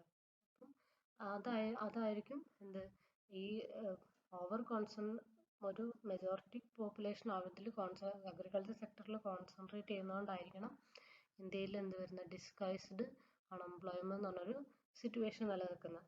So the third one is seasonal unemployment. It is unemployment that occurs during certain season of the year. In some industries, occupation like agriculture, holiday resorts, ice factories, production activities take place in some season only. So they offer unemployment. They offer employment for only certain period of time in a year. So people engaged in such type of activities may remain unemployed during the off season. Seasonal അൺഎംപ്ലോയ്മെന്റിൽ ഒരു ചില സീസണിൽ മാത്രം work ചെയ്യുന്ന, അപ്പോൾ tourism ചില type of ടൂറിസത്തിൽ ഒരു സീസണിൽ മാത്രമായിരിക്കും കാര്യങ്ങൾ ആക്ടിവിറ്റീസ് നടക്കുക. അല്ലെങ്കിൽ അഗ്രികൾച്ചറിൽ ചില ടൈപ്പ് ഓഫ് അഗ്രികൾച്ചർ പ്രോഡക്ട്സിൽ ചില സീസണിൽ മാത്രമായിരിക്കും വർക്ക് ഉണ്ടാവുക. അങ്ങനെയുള്ള ജോബ് ആക്ടിവിറ്റീസിൽ ഇൻവോൾവ് ചെയ്തിട്ടുള്ള ആൾക്കാർക്ക് ചില സീസണിൽ ജോബ്ലെസ് ആയിരിക്കും. So that is seasonal unemployment. And the fourth one is cyclical unemployment. It is caused by trade cycles at regular intervals. Generally, capitalist economies are subject to trade cycle. So the downswing in business activities result in unemployment. Cyclical unemployment is normally a short-term phenomenon. Cyclical unemployment എന്ന് പറഞ്ഞപ്പോൾ നമ്മൾ trade cycle പഠിച്ചിട്ടുണ്ട് അല്ലേ? Trade cycle ഒരു introducing stage ഉണ്ടാവും, അതിൻ്റെ ഒരു growth stage ഉണ്ടാവും, അതിൻ്റെ ഒരു സ്റ്റാഗ്നേഷൻ സ്റ്റേജ് ഉണ്ടാവും, അതിൻ്റെ ഒരു ഡിപ്രസിങ് സ്റ്റേജ് ഉണ്ടാവും, ഒരു റിസഷൻ സ്റ്റേജ് ഉണ്ടാവും ചിലപ്പോൾ. ഇങ്ങനെയുള്ള സൈക്ലിക്കലായിട്ട് ഇങ്ങനെ ഒരു ട്രേഡ് സൈക്കിളിൻ്റെ ഭാഗമായിട്ട് ചിലപ്പം കുറച്ചു കാലം അൺഎംപ്ലോയിഡ് ആയി പോകുന്ന ആൾക്കാരുണ്ട്. പക്ഷെ അതൊരു ഷോർട്ട് ടേം ഫിനോമിനയാണ്. So that is known as cyclical unemployment. And the fifth one is educated unemployment. Among the educated people, apart from open unemployment, many are underemployed because their qualification does not match their job. Faulty education system, mass output, preference for white-collar jobs, lack of employable skills, and dwindling former salaried jobs are mainly responsible for unemployment among educated youths in India. So the educated unemployment എന്ന് പറയുന്നത് എന്താണ്? Education, അവരുടെ education base ചെയ്തിട്ട് ഉള്ള ഒരു ജോലി കിട്ടാണ്ട് വരുന്ന ഒരവസ്ഥയാണ് എഡ്യൂക്കേറ്റഡ് അൺഎംപ്ലോയ് എന്ന് പറയുന്നത്. ഇന്ത്യയിലുള്ളൊരു വലിയൊരു സിറ്റുവേഷനാണ് എഡ്യൂക്കേറ്റഡ് അൺഎംപ്ലോയ്മെന്റ് എന്ന് പറയുന്നത്. അവരുടെ എഡ്യൂക്കേഷന് അനുസരിച്ചുള്ള ഒരു ജോബ് കിട്ടാണ്ട് വരുന്ന ഒരു സിറ്റുവേഷൻ. അതെന്താ? എഡ്യൂക്കേഷൻ സിസ്റ്റത്തിന്റെ ഫോൾട്ട് ആയിരിക്കാം, അല്ലെങ്കിൽ വൈറ്റ് കോളർ ജോബ്സിനോടുള്ള ഒരു പ്രത്യേക ഇന്ത്യയിലുള്ളൊരു പ്രത്യേക അട്രാക്ഷൻ ഉണ്ട് വൈറ്റ് കോളർ ജോബ്സിനോട്. സോ അതൊക്കെ ആയിരിക്കും മെയിനായിട്ട് എഡ്യൂക്കേറ്റഡ് അൺഎംപ്ലോയ്മെന്റ് റീസൺ. ഇന്ത്യയിൽ നിലനിൽക്കുന്ന ഒരു മെയിനായിട്ടുള്ളൊരു ടൈപ്പ് ഓഫ് അൺഎംപ്ലോയ്മെന്റ് ആണ് educated unemployment. And the sixth one is technological unemployment. It is the result of certain change in techniques of production which may not warrant much labor. So modern technology being capital intensive requires less laborers contributes to this kind of unemployment. Technological unemployment എന്ന് പറഞ്ഞാൽ ഇപ്പോൾ കൂടുതൽ technological advancement വരുമ്പോൾ കൂടുതൽ കാര്യങ്ങൾ നമ്മൾ ഒരു artificial ഇൻ്റലിജൻസിലോട്ടൊക്കെ മാറിക്കൊണ്ടിരിക്കുന്ന ഒരു ടൈമാണ്. അപ്പം അവിടെ എംപ്ലോയീസിൻ്റെ എണ്ണം കുറയുകയും ടെക്നോളജീസ് കൂടുതൽ അഡ്വാൻസ് ആവുകയും ചെയ്യുന്ന ഒരു സിറ്റുവേഷൻ ഉണ്ട്. പിന്നെ ടെക്നോളജിയിലോട് കൂടെ കൂടുതൽ അപ്ഡേറ്റഡ് ആവുന്നവർ മാത്രം ഇതിൽ ജോബിൽ നിലനിന്ന് പോകുന്നൊരു നെക്സ്റ്റ് ഉണ്ട്. സോ അങ്ങനെയുള്ള അൺഎംപ്ലോയ്മെന്റിനെയാണ് എന്ത് പറയുന്നത്, technological unemployment. And seventh one is structural unemployment. This type of unemployment arises due to drastic changes in economic structure of a country. Economic സ്ട്രക്ചറിൽ ഒരു ഡ്രാസ്റ്റിക് ചേഞ്ചസ് വരുമ്പോൾ എംപ്ലോയ്മെന്റ് നഷ്ടപ്പെടുന്നതാണ് സ്ട്രക്ചറൽ അൺഎംപ്ലോയ്മെന്റ് എന്ന് പറയുന്നത്. So these changes may affect either the supply of a factor or demand for a factor of production. So the structural employment is a natural outcome of economic development and technological advancement or innovation that are taking place rapidly all over the world in every sphere. So വേൾഡിൽ നടക്കുന്ന ഒരു structural ചേഞ്ചിന്റെ ഭാഗമായിട്ട് അല്ലെങ്കിൽ ടെക്നോളജിക്കലായിട്ട് advance ആകുമ്പോൾ അല്ലെങ്കിൽ കൂടുതൽ innovative ആയിട്ട് വരുമ്പോൾ അങ്ങനെയുള്ളൊരു സ്ട്രക്ചറൽ ചേഞ്ചുമായി ബന്ധപ്പെട്ട് വരുന്ന അൺഎംപ്ലോയ്മെന്റിനെയാണ് എന്ന് പറയുന്നത് സ്ട്രക്ചറൽ അൺഎംപ്ലോയ്മെന്റ് എന്ന് പറയുന്നത്. So the next one is underemployment. It is a situation in which people employed contribute less than their capacity to production. In this type of unemployment, people are not gainfully employed. ഇപ്പം ഒരു ആള് employed ആണ്, പക്ഷെ അയാളുടെ complete capacity use ചെയ്യാൻ പറ്റാത്തൊരു ജോലിയിലായിരിക്കും അയാൾ employed ആയിട്ടുള്ളത്. അയാളുടെ സ്കിൽസിന് അനുയോജ്യമായിട്ടുള്ള ഒരു എംപ്ലോയ്മെന്റ് ആയിരിക്കില്ല ചിലപ്പോൾ കിട്ടിയിട്ടുണ്ടാവും. അങ്ങനെ ഒരു സിറ്റുവേഷനെയാണ് അണ്ടർ എംപ്ലോയ് എന്ന് പറയുന്നത്. It is almost similar to educated unemployment. ഈ ഇപ്പം നമുക്കറിയാം, ഇപ്പം even engineering graduates, even other graduates are applying for so many white collar PSC jobs, like it is basically +2 based PSC jobs or SLC 10th based SLC jobs. So we have a situation of underemployment and educated unemployment in India. And the next one is casual unemployment. When a person is employed on day-to-day basis, casual unemployment may occur due to short-term contracts and shortage of raw material, fall in demand, change of ownership. ഇങ്ങനെയുള്ള situations കാരണം ഇപ്പം raw മെറ്റീരിയൽസിൻ്റെ shortage അല്ലെങ്കിൽ demand പെട്ടെന്ന് ആ ഒരു പ്രോഡക്റ്റിൻ്റെ അല്ലെങ്കിൽ ആ ഒരു സർവീസസിൻ്റെ ഡിമാൻഡ് പെട്ടെന്ന് ഡള്ളാവുക, അങ്ങനെ ഒരു പെട്ടെന്നുള്ളൊരു കാഷ്വാലിറ്റി കാരണം വരുന്ന ഒരു അൺഎംപ്ലോയ്മെന്റ് ആണ് കാഷ്വൽ അൺഎംപ്ലോയ്മെന്റ് എന്ന് പറയുന്നത്. അത് എപ്പോൾ വേണമെങ്കിലും ഇപ്പം പെട്ടെന്ന് ഇപ്പം എന്തെങ്കിലും ഒരു പോളിസി ചേഞ്ച് ലീഗലായിട്ട് അല്ലെങ്കിൽ ഒരു പൊളിറ്റിക്കൽ മൂവ്മെന്റ് വന്നു കഴിഞ്ഞാൽ ചിലപ്പം ഒരു പ്രൊഡക്റ്റിന് പെട്ടെന്ന് ഡിമാൻഡ് പോവാം, അല്ലെങ്കിൽ റോ മെറ്റീരിയലിന് പെട്ടെന്ന് ഒരു ഷോർട്ടേജ് വരാം. സോ അങ്ങനെയുള്ള അങ്ങനെ ആ ഒരു റീസൺ കൊണ്ട് വരുന്ന അൺഎംപ്ലോയ്മെന്റ്സിനെയാണ് കാഷ്വൽ അൺഎംപ്ലോയ്മെന്റ് എന്ന് പറയുന്നത്. Next one is chronic unemployment. If unemployment continues to be a long-term feature of a country, it is called chronic unemployment. ഒരു അൺഎംപ്ലോയ്മെന്റ് എന്നുള്ള സിറ്റുവേഷൻ ഒരു ലോങ് ടേം ആയിട്ട് കണ്ടിന്യൂ ചെയ്യുമ്പോഴാണ് ക്രോണിക് അൺഎംപ്ലോയ്മെന്റ് എന്ന് പറയുന്നത്. Next one is frictional unemployment. So frictional unemployment is caused due to improper adjustment between supply of labor and demand of labor. This type of unemployment is due to immobility of labor, lack of correct and timely information and seasonal nature of work. നമ്മളുടെ ലേബറിൻ്റെ സപ്ലൈയും ഡിമാൻഡും വളരെ എഫക്റ്റീവായിട്ട് manage ചെയ്യാണ്ട് വരുമ്പോഴുള്ള അൺഎംപ്ലോയ്മെൻ്റാണ് എന്ന് പറയുന്നത് frictional unemployment. So these are the types of unemployment.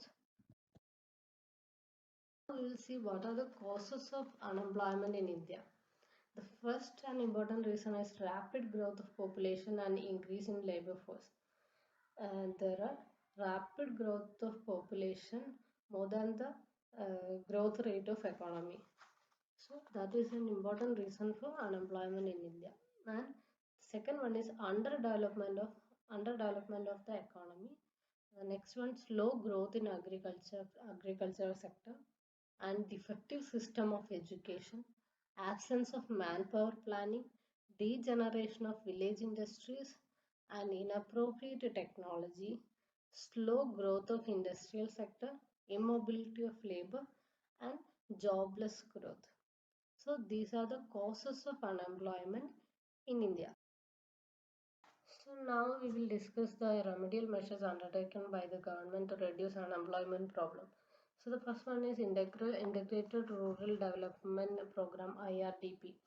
In 1978-79, Government of India introduced IRDP to create full employment opportunities in rural area. So under this program, agriculture, animal husbandry, forest, fisheries, small and cottage industries, construction of roads and canals, etc., to be developed in mm, all the development blocks. In 1979 government introduced ചെയ്തതാണ് basic ആയിട്ടുള്ള agriculture animal husbandry forest fisheries ഇങ്ങനെയുള്ള small cottage ഇൻഡസ്ട്രീസിനെ promote ചെയ്യാൻ വേണ്ടിയിട്ട് government introduced ചെയ്ത പ്രോഗ്രാമാണ് Integrated Rural Development Program. And the second one is Drought Prone Area Program. This program was launched in 70 such districts of 13 states as were prone to drought. The program has proved fruitful, particularly removing seasonal unemployment. Agriculture base ചെയ്തിട്ട് നിൽക്കുന്ന സ്റ്റേറ്റിലെ പല ഡിസ്ട്രിക്റ്റിലും അവരുടെ seasonal അൺഎംപ്ലോയ്മെന്റിനെ പരിഹരിക്കാൻ വേണ്ടിയിട്ട് introduce ചെയ്തതാണ് drought prawn area programme എന്ന് പറയുന്നത്.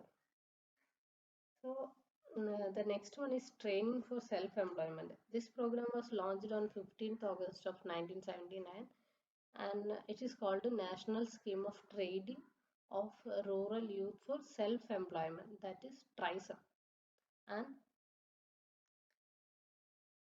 the main objectives of this program is to reduce unemployment among youth. യൂത്തിനെ സെൽഫ് എംപ്ലോയിഡ് ആക്കുക എന്നുള്ള ഒരു ഉദ്ദേശത്തോടു കൂടി ഗവൺമെന്റ് ഇൻട്രൊഡ്യൂസ് ചെയ്തൊരു പ്രോഗ്രാമാണ് training for self employment. And the fourth one is Jawahar Rozgar Yojana.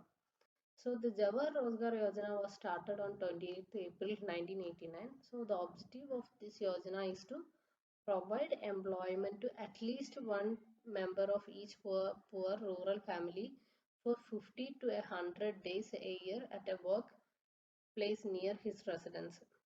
ഒരു പുവർ ആയിട്ടുള്ള റൂറൽ ആയിട്ടുള്ള ഫാമിലിയിലെ ഒരാൾക്കെങ്കിലും അറ്റ്ലീസ്റ്റ് ഒരു മെമ്പർക്കെങ്കിലും 100 ഡേയ്സ് വീടിൻ്റെ അടുത്തായിട്ട് അവരുടെ റെസിഡൻഷ്യൽ ഏരിയയുടെ അടുത്തായിട്ട് തന്നെ ജോലി എടുക്കുക എന്നുള്ള ഒരു ഉദ്ദേശത്തോടു കൂടി തുടങ്ങിയ പദ്ധതിയാണ് ജവഹർ റോസ്ഗാർ യോജന എന്ന് പറയുന്നത്. 28th April 1989 ആണ് ഇത് സ്റ്റാർട്ട് ചെയ്തത്. So you just remember the program's name and when it started and in what purpose it started. So if you get a question regarding remedial measures undertaken by the government to face the unemployment, you have to mention all the scheme, and you if it is an essay question, you can write the when it started and what was its purpose. And the fifth one is employment in foreign countries. Government also helps people to get employment abroad. Special agencies have been set up to recruit people to serve in Gulf countries like Kuwait and other Gulf countries. So the next one is self-employment to educated unemployment youth. Educated ആയിട്ടുള്ള unemployed യൂത്തിനെ self എംപ്ലോയ്മെന്റിലോട്ട് കൊണ്ടുവരാന്നുള്ള ഉദ്ദേശത്തോടു കൂടി 1983 start ചെയ്ത പ്രോഗ്രാമാണ്.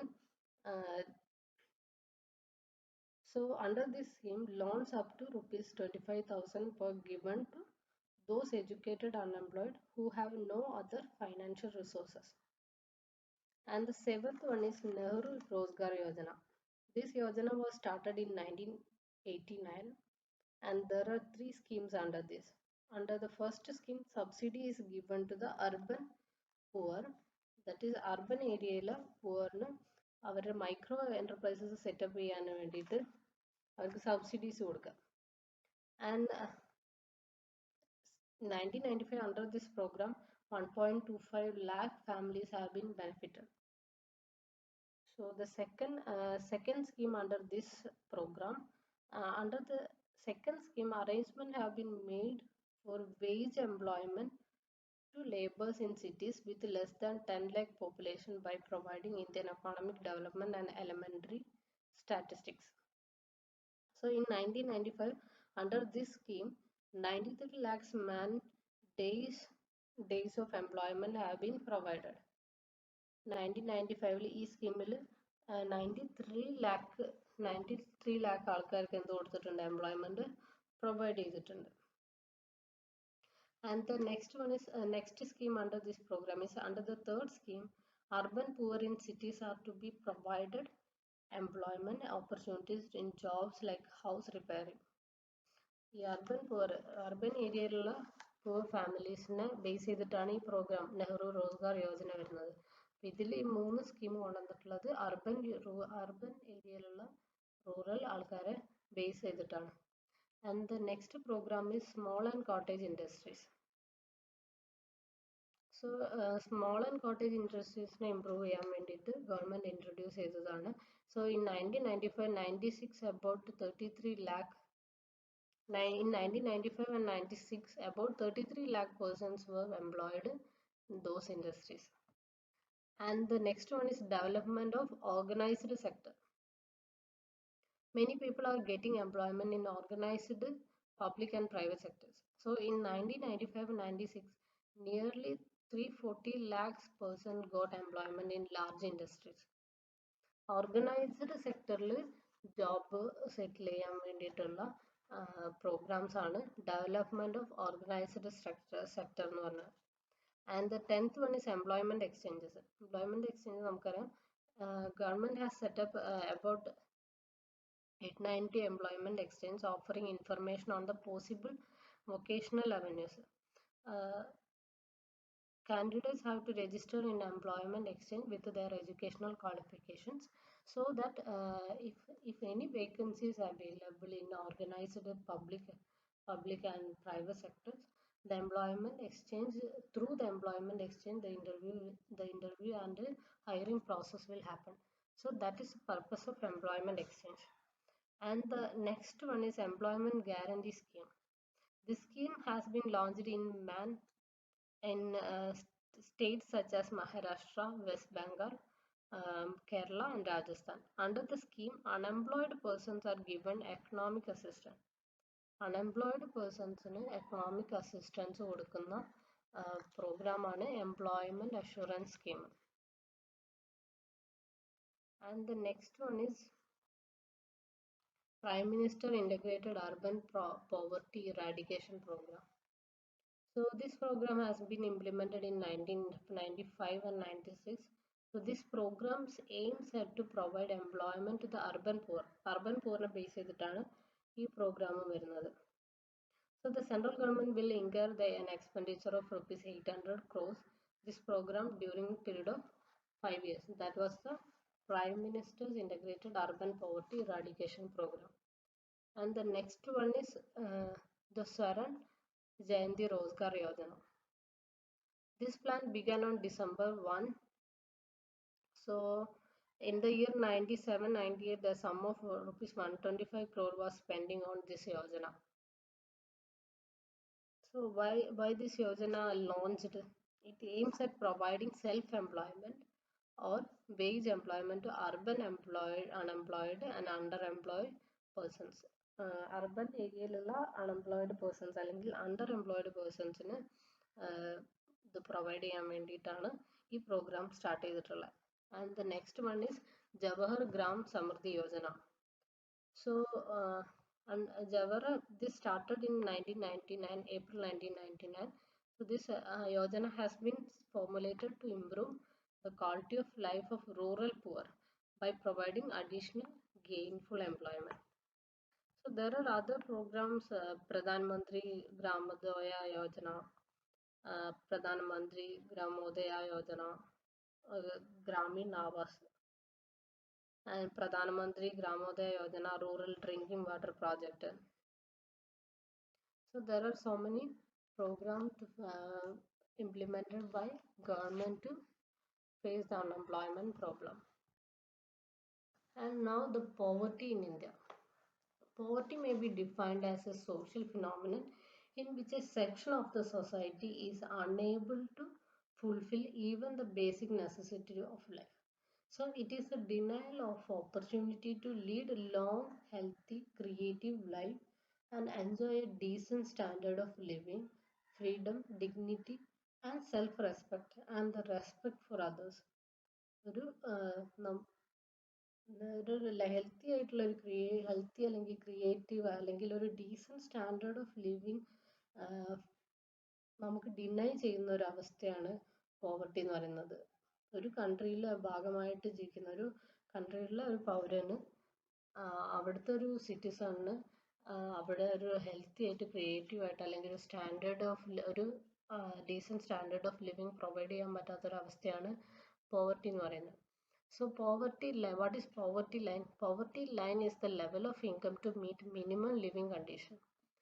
Poverty line is the amount of money needed for a person to meet his basic needs. Basic needs meet ചെയ്യാനുള്ള income ഇല്ലാത്തൊരു ആൾക്കാരെയാണ് below poverty line ആയിട്ട് നമ്മൾ കാണുന്നത്. So it is defined as the money value of the goods and services needed to provide basic welfare to an individual. So there are two types of poverty: absolute poverty and relative poverty. Absolute poverty is when household income is below a certain level, which makes it impossible for the person or family to meet basic needs of life, including food, shelter, safe drinking, water, education, healthcare. So, in this state of poverty, even if the country is growing economically, it has no effect on people living below the poverty line. Absolute poverty എന്ന് പറഞ്ഞാൽ ഒരു house ഹോൾഡിന് ഒരു ഫാമിലിക്ക് അവരുടെ basic needs ആയിട്ടുള്ള food, shelter, water, education, health care ഇതൊന്നും access ചെയ്യാൻ പറ്റാത്തൊരവസ്ഥ തന്നെയാണ് അബ്സല്യൂട്ട് പോവർട്ടി എന്ന് പറയുന്നത്. പക്ഷെ ആ കേസിൽ കൺട്രിയുടെ എക്കോണമി ഗ്രോ ചെയ്യുകയാണെങ്കിലും ഈ ഹൗസ് ഹോൾഡിന് യാതൊരു എഫക്റ്റും ഉണ്ടാവുന്നില്ല. അങ്ങനെയുള്ള പോവർട്ടിനെയാണ് അബ്സല്യൂട്ട് പോവർട്ടി എന്ന് പറയുന്നത്. And relative poverty എന്ന് പറഞ്ഞാൽ എന്താ? Relative poverty is when household receives 50% less than average household income. So they do have some money but still not enough money to afford anything above the basics. Relative poverty എന്ന് പറഞ്ഞു കഴിഞ്ഞാൽ അവർക്ക് കുറച്ച് income ഉണ്ട്, പക്ഷെ basic നീഡ്സിന് പുറമെ അവർക്ക് വേറൊന്നും ആക്സസ് ചെയ്യാൻ പറ്റാത്തൊരവസ്ഥ. So this type of poverty on the other hand changeable depending on the economic growth of the country. ഈ അവസ്ഥ എക്കണോമിക് ഗ്രോത്ത്, കൺട്രിയുടെ എക്കണോമിക് ഗ്രോത്തിനനുസരിച്ച് ഇംപ്രൂവൈസ് ചെയ്യും. അങ്ങനെയുള്ള പോവർട്ടിനെയാണ് റിലേറ്റീവ് പോവർട്ടി എന്ന് പറയുന്നത്. So what are the causes of poverty in India? Heavy pressure of population, unemployment and underemployment, capital deficiency. So these are the same points we have discussed, almost same points we have discussed in unemployment also. So remember all the points: underdeveloped economy, increase in price, net national income, rural economy, lack of skilled labor, deficiency of efficient entrepreneurs, self-employment promote ചെയ്യാത്തൊരു അവസ്ഥ, deficiency of efficient entrepreneurs, lack of proper industrialization, low rate of growth, outdated social institutions, improper use of natural resources, lack of infrastructure. So these are the causes of poverty in. And the next point we are discussing, inequality in income distribution in India. So we have discussed what is inequality of wealth distribution. When the majority of the wealth concentrated in few hands, in few people in economy, it is called inequality in income distribution. So what are the causes of inequalities in income distribution in India?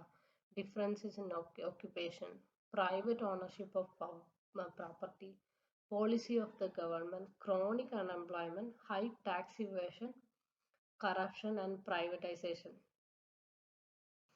So we have seen privatization can be a reason of inequality in India. So the next one is inflation in India. Inflation is a quantitative measure of the rate at which average price level of a basket of selected goods and services in an economy increases over a period of time. Inflation എന്ന് പറയുന്നത് ഒരു quantitative മെഷറാണ്. നമ്മൾ ഒരു എക്കോണമിനെ measure ചെയ്യാൻ ഉപയോഗിക്കുന്ന quantitative മെഷറാണ് inflation എന്ന് പറയുന്നത്. എന്താണ് സംഭവം?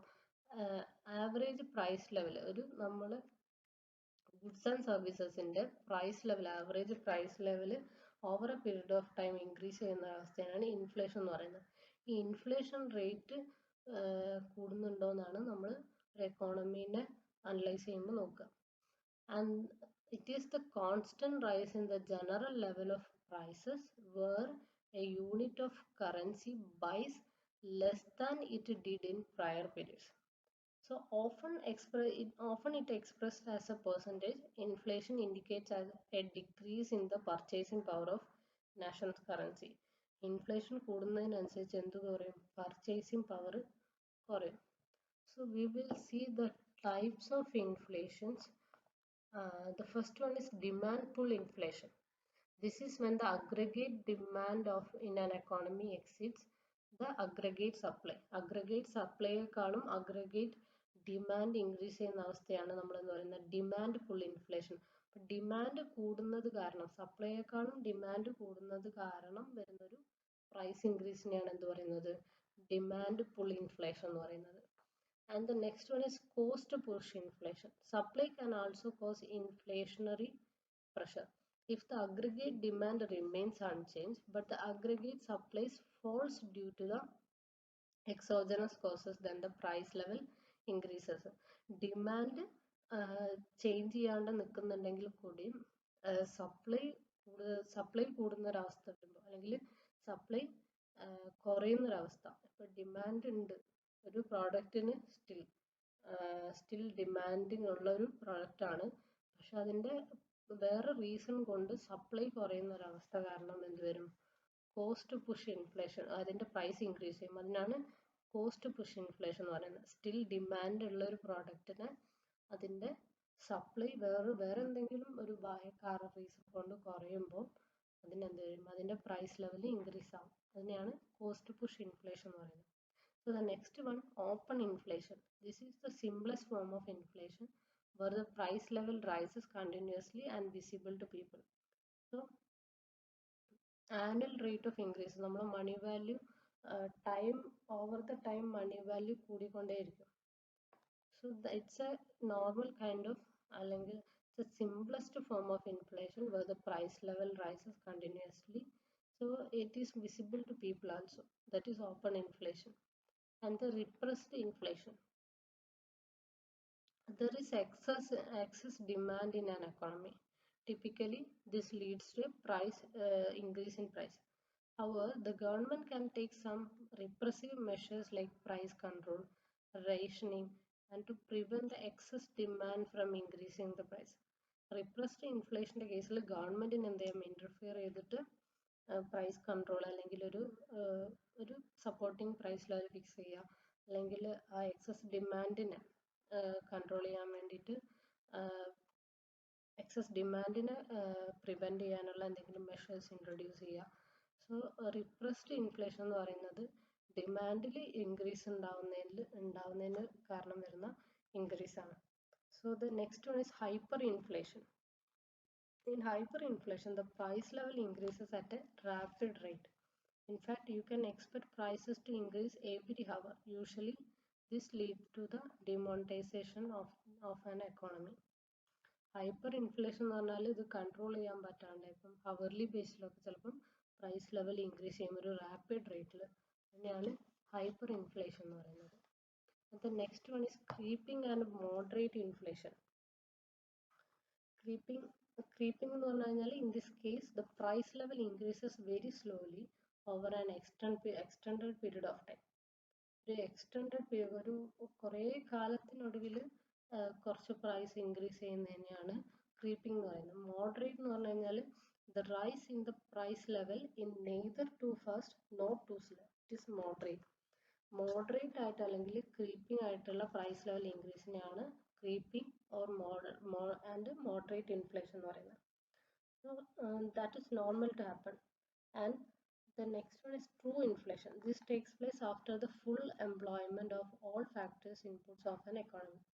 When there is full employment, the national output becomes perfectly inelastic. So therefore, more money simply implies higher price, not more output. Fully employment ഒരു കണ്ടീഷൻ വരുമ്പോൾ ഫുള്ളി എംപ്ലോയിഡ് എന്നുള്ളൊരു കണ്ടീഷൻ വരുമ്പോൾ അവിടെ എന്ത് ചെയ്യും, മണി സപ്ലൈ കൂടും. അതിൻ്റെ ഭാഗമായിട്ട് വരുന്ന പ്രൈസ് ഇൻഫ്ലേഷനെയാണ് എന്ത് പറയുന്നത്, ട്രൂ ഇൻഫ്ലേഷൻ എന്ന് പറയുന്നത്. And semi inflation, even before full employment, an economy might face inflationary pressure due to bottlenecks from certain sectors of the economy. Full employed ആവുന്നതിന് മുന്നേ തന്നെ ചില സെക്ടേഴ്സിൽ ഈ പ്രൈസ് ലെവൽ ഇൻക്രീസ് ചെയ്യാനുള്ള ഒരു പ്രഷർ ഉണ്ടാവും. അതിനെയാണ് സെമി ഇൻഫ്ലേഷൻ എന്ന് പറയുന്നത്. So these are the types of inflation. So what are the causes of inflation? Increase in public spending and deficit in financing of government spending, increased velocity of circulation, that is money circulation, and population growth, hoarding, genuine shortage, exports, trade unions, tax reduction, the imposition of indirect taxes, price rise in international markets, and non-economic reasons. So in any modern economy, government spending is an important element of total spending. Total spending government spending എന്ന് പറയുന്നത് ഏത് എക്കോണമിയിലും വളരെ important ആയിട്ടുള്ള ഒരു കാര്യമാണ്. So usually in lesser developed economies, the government spending increases, which invariably creates inflationary pressure on the economy. ഒരു under developed എക്കോണമിയിൽ, developing എക്കോണമീസിൽ ഗവൺമെൻറ് സ്പെൻഡിങ് കൂടും. സോ അത് കാരണം വരുന്നൊരു പ്രൈസ് ഇൻക്രീസിനെയാണ് എന്ത് പറയുന്നത്, ഒരു കോസ് ആയിട്ട് പറയുന്നത് increase in public spending. And the next one is increased deficit financing of government spending. So government സ്പെൻഡിങ്ങിൽ there are times when the spending of government increases beyond what taxation can finance. So therefore, in order to incur extra expenditure, the government resort to deficit financing. For example, it prints more money to spend it. This in turn adds to inflationary pressure. At a times, government has to spend more than beyond what taxation can finance. ഒരു tax ബെനിഫിറ്റ്സിൽ നിന്ന് കിട്ടുന്ന റവന്യൂവിനേക്കാളും കൂടുതൽ ചിലപ്പോൾ ഗവൺമെന്റിന് spend ചെയ്യേണ്ടി വരും. അത് അവർ deficit ആയിട്ട് കൊണ്ടാണ് അവരത് റവന്യൂ ഇല്ലാണ്ട് അവർ വീണ്ടും ഫൈനാൻസ് ചെയ്യാണ്. അങ്ങനെയുള്ള ഒരു പ്രഷർ കാരണം ഇൻഫ്ലേഷൻ പ്രൈസ് ലെവൽ ഇൻക്രീസ് ചെയ്യും. And the next one is increased velocity circulation. When an economy is going through a booming phase, people tend to spend money at a faster rate, increasing the velocity of circulation of money. Money circulation കൂടുമ്പോഴും എന്ത് പറയും, inflation കൂടും. ചിലപ്പോൾ എക്കോണമിയിൽ ഒരു booming face ആണെങ്കിൽ people tend to spend more money at a faster rate. So it can also cause inflation. And the next one is population growth. Population growth also a reason for inflation. And the next one is hoarding. Hoarders are people or entities who stockpile commodities, do not release them to market. So therefore there is an artificially created demand in excess in the economy. ഈ സ്റ്റോക്കിനെ hold ചെയ്ത് വെക്കുക, അതായത് അവർ മാർക്കറ്റിലോട്ട് release ചെയ്യാണ്ട് അത് stock ചെയ്ത് വെക്കുന്ന ഒരു situation ഉണ്ടാവും. അവർ ക്രിയേറ്റ് ചെയ്യുന്ന ഒരു ഡിമാൻഡ് ഉണ്ടാവും, എക്സസ് ഡിമാൻഡ് ഉണ്ടാവും. പക്ഷെ അവരതൊരു സപ്ലൈ കുറവാന്നുള്ള രീതിയിൽ ഹോൾഡ് ചെയ്ത് വെക്കും, സ്റ്റോക്ക് ചെയ്ത് വെക്കും.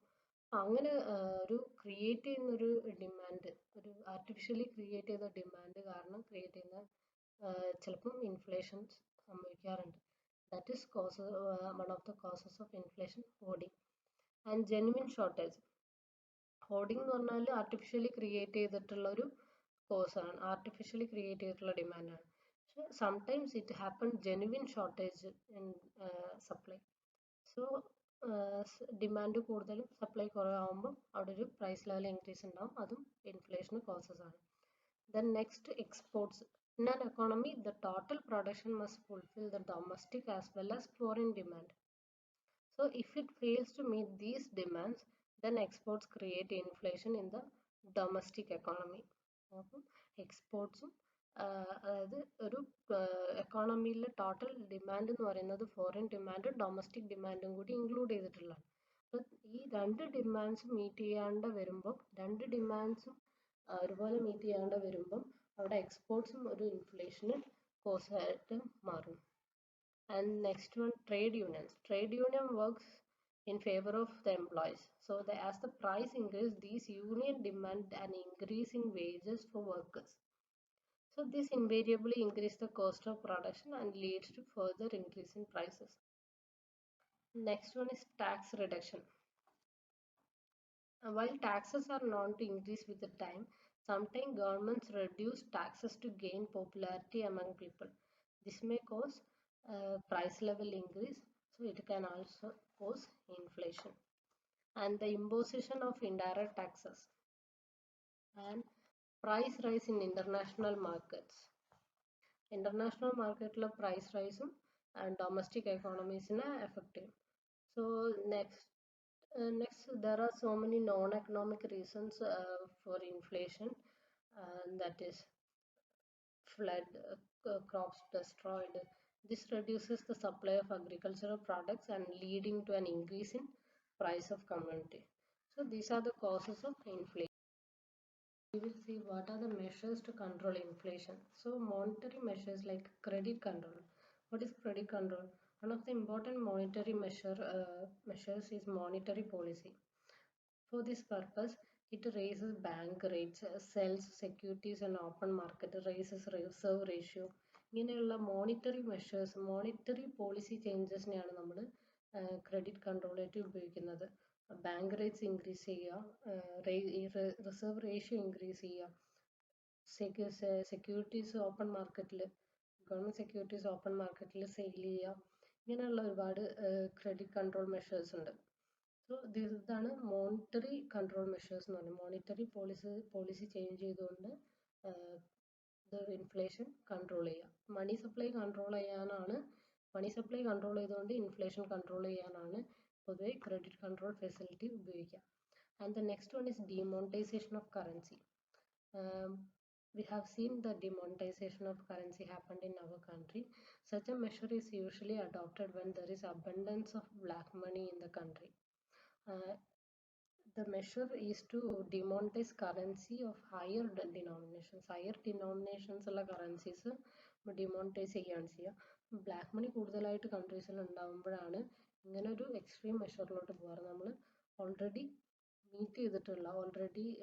എക്സ്പീരിയൻസ് ചെയ്തിട്ടുള്ള പോളിസിയാണ് demonetization of currency.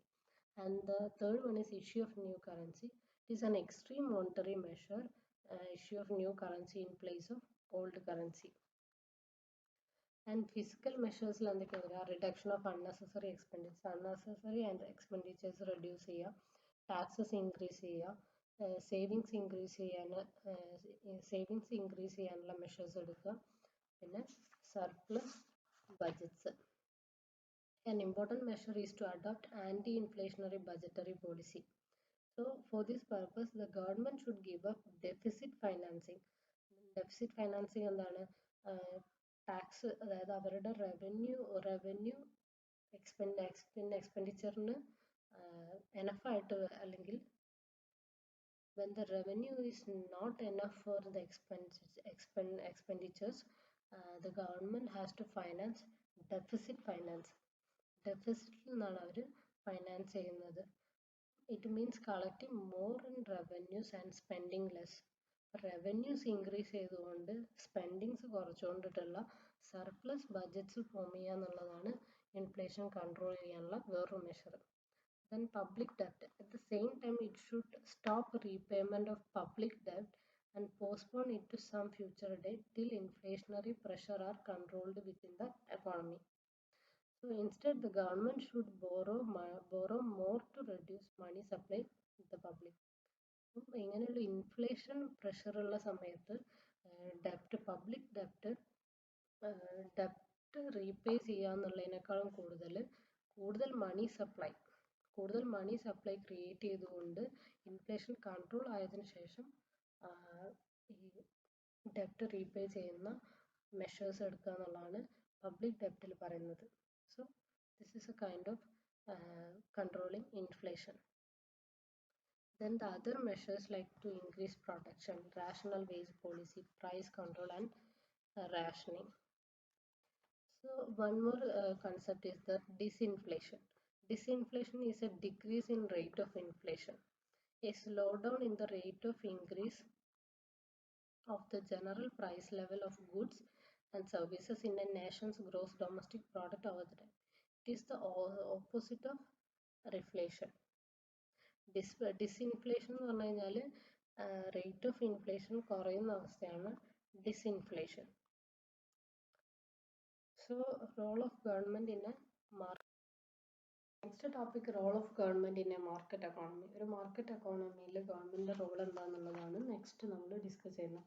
So the first one is provide economy with a legal structure. The main function of a government in a market economy is providing a legal structure. So this function requires a government to ensure property rights, provide enforcement of contracts, act as a referee, and impose penalties for foul play. So providing legal structure is an important function of a government in a market economy. And the second one, protect the environment. Sometimes the producers may create a severe products which have severe side effects. So these kind of things should be controlled by government to protect environment. One is protect the private property rights. So private property rights refers to the legal ownership of resources, which includes right to own, use, and sell them. So property rights are essential to the transaction in a market economy. ഒരു market എക്കോണമിയിൽ private property rights എന്ന് പറയുന്നത് വളരെ essential ആയിട്ടുള്ള കാര്യമാണ്. So protecting the private property rights is the role of government in a market economy. And the next one is provide infrastructure. Government has to provide infrastructure. And the next one is stabilize economy and encourage economic growth.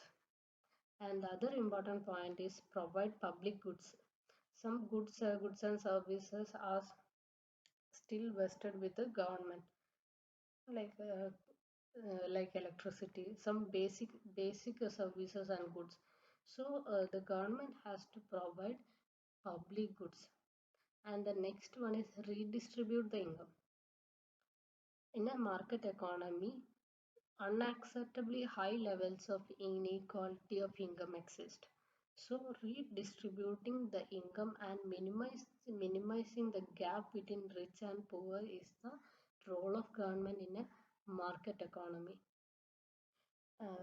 The government should ensure that all sects of people in an economy should participate in all the activities in an economy. So the redistributing the income and channeling the income in a best way is the role of government in a market economy. And next one is main competition. Controlling and monitoring the competition process is the role of government in a market economy. Because sometimes the competitions may create a monopoly. So without creating a monopoly, a healthy competition should exist in all the sectors. The government should ensure these things in a market economy. And the next one is regulate private sector. Private sector is an important part of a market economy. So regulating these private sector, like in India, CCI, like Competition Commission of India exists, and SEBI to control the stock markets, Stock Exchange Board of India, and IRDA to regulate insurance business. So these kind of regulatory bodies exist to control private sectors and all the contributors of goods and services. These regulators should regulate all these activities and monitor the private sector thoroughly. So these are the role of government in a market economy. So now we are moving on to the fifth module, that is structure and direction of India's foreign trade and India's trade regulation and promotion. So foreign trade in India. What are the features of India's foreign trade? More share of GNP. India's foreign trade has great significance of great significance for its gross national product. So in 1980s and 91, India's foreign trade constituted 12% of its GNP. But when it comes to 2000s, that is 2000 to 2002 era, it is increased to 23.4% of gross national product, and it's increasing over the time. So these are the this much importance we are giving to foreign trade in India. And the second point is less percentage of world trade. India's share in world trade has been, in 1950-51, India's share in total import trade of the world was 1.8% and total export rate was 2%. In 2001, it came to 0.5% of import trade and 0.2 in export trade. So less percentage of world trade is happening in India. And change in composition of exports. After independence, there was a change in the composition of India's export trade. Before independence, India used to export agricultural products and raw materials. Now on the export side, various types of finished products have been added to the number of export communities. So there happens a change in composition of exports, and change in the composition of imports also happened. In the post-independence era, composition of India's import trade has also undergone a change. So prior to independence, India used to import finished products comprising of medicine, cloth, motor vehicles, electrical goods. But now its imports comprise of largely petrol, machines, chemical fertilizers, oil seeds, raw materials, steel, oil, etc. So the composition has changed in both in exports and imports. And dependence on few ports. India's foreign trade is handled mainly by Bombay, Calcutta and Madras ports. Therefore, these ports remain over busy. During planning period, Government of India has developed three more ports like Kandla, Cochin, Visakhapatnam. So now the number of ports have increased. So international trade is handled in many ports now, and balance of trade.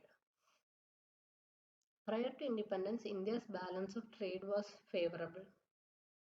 But soon after independence, it became unfavorable and we introduced a new economic policy.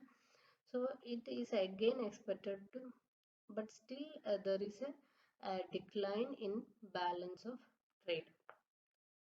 And foreign trade by government. In order to conduct foreign trade smoothly, government has set up many corporations like State Trading Corporation, Minerals and Metal Trading Corporation.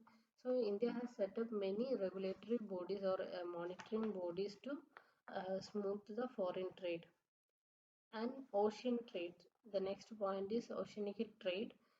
Most of India's foreign trade is by sea routes.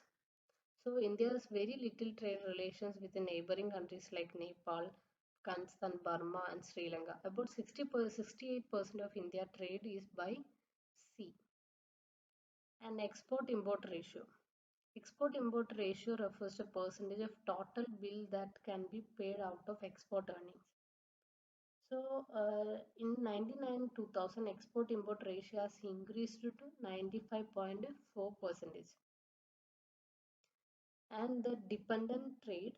India's foreign trade depends mostly on foreign shipping companies, insurance companies and banks. So, but after independence, government has been paying special attention towards the aspects of foreign trade. So these are the important points regarding foreign trade in India. And now the export promotion. Export promotion has been defined as those public policy measures which actually or potentially enhance exporting activity at the company. Exporting activities promote ചെയ്യാനുള്ള public policies നെയാണ് നമ്മൾ export promotion activities എന്ന് പറയുന്നത്. So what are the need for export promotion in India?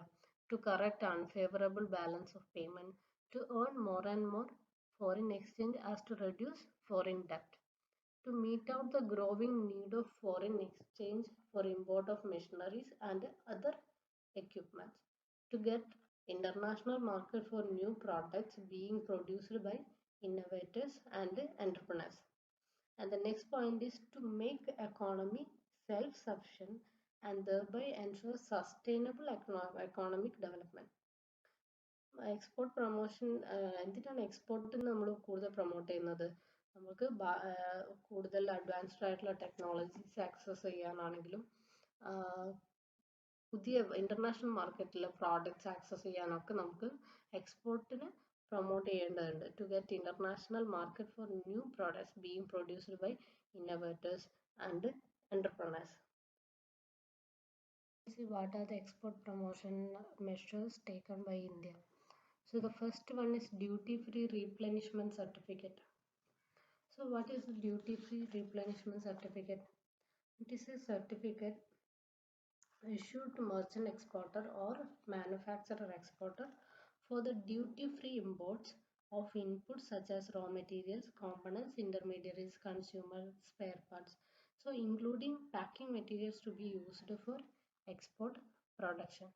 So it is a certificate issued to merchant exporter or manufacturer exporter for a duty-free imports. So such license is given subject of the fulfillment of time-bound export obligation. Time-bound ആയിട്ടുള്ള export obligation മാത്രമാണ് ഇങ്ങനെ duty-free replacement certificate issue ചെയ്യുന്നത്. So the next one is duty entitlement passbook scheme. So under DEPP scheme, an exporter may apply for a credit as a specified percentage of FOB value of exports. FOB value എന്ന് പറഞ്ഞാൽ free on board value. So made in freely convertible in currency. So this credit shall be available against such export products at such rates may be specified by the Director General of Foreign Trade by way of public notice issued in this behalf for import of raw materials, intermediaries, components, parts, packaging and materials. ഒരു എക്സ്പോർട്ടർക്ക് ഒരു credit facility provide ചെയ്യുന്നതാണ് duty entitlement passbook scheme. So it can be issued by informing the Director General of Foreign Trade by way of a public notice. ഈ Director General of Foreign Trade ആണ് ഒരു public notice issue ചെയ്തുകൊണ്ട് ഇത് inform ചെയ്തിട്ടാണ് ഈ credit facility ആർക്ക് provide ചെയ്യുന്നത്? ഈ എക്സ്പോർട്ടർക്ക് provide ചെയ്യുന്നത്. So the next one is export promotion capital goods scheme. ഇത് capital goods export of capital goods promote ചെയ്യാൻ വേണ്ടിയിട്ട് ഇൻട്രൊഡ്യൂസ് ചെയ്തതാണ് by the EXIM policy of 92-97 EXIM policy പ്രകാരം ഇൻട്രൊഡ്യൂസ് ചെയ്തതാണ് export promotion capital goods scheme. So this facility is subject to export obligation. The exporter is required to guarantee exports of a certain minimum value which is in multiple of title value of capital goods imported. ഒരു certain minimum value ഉള്ള എക്സ്പോർട്ടിനാണ് ഈ facility guarantee ചെയ്തിട്ടുള്ളത്. So which is in multiple of title value of capital. Export ചെയ്യുന്ന capital goodsന്റെ minimum value വെച്ചിട്ടാണ് ഈ scheme issue ചെയ്യുന്നത്. So ഇതിൽ എന്താണ് ഈ സ്കീമിൽ അണ്ടറിൽ എന്താണ് ചെയ്യുന്നത്?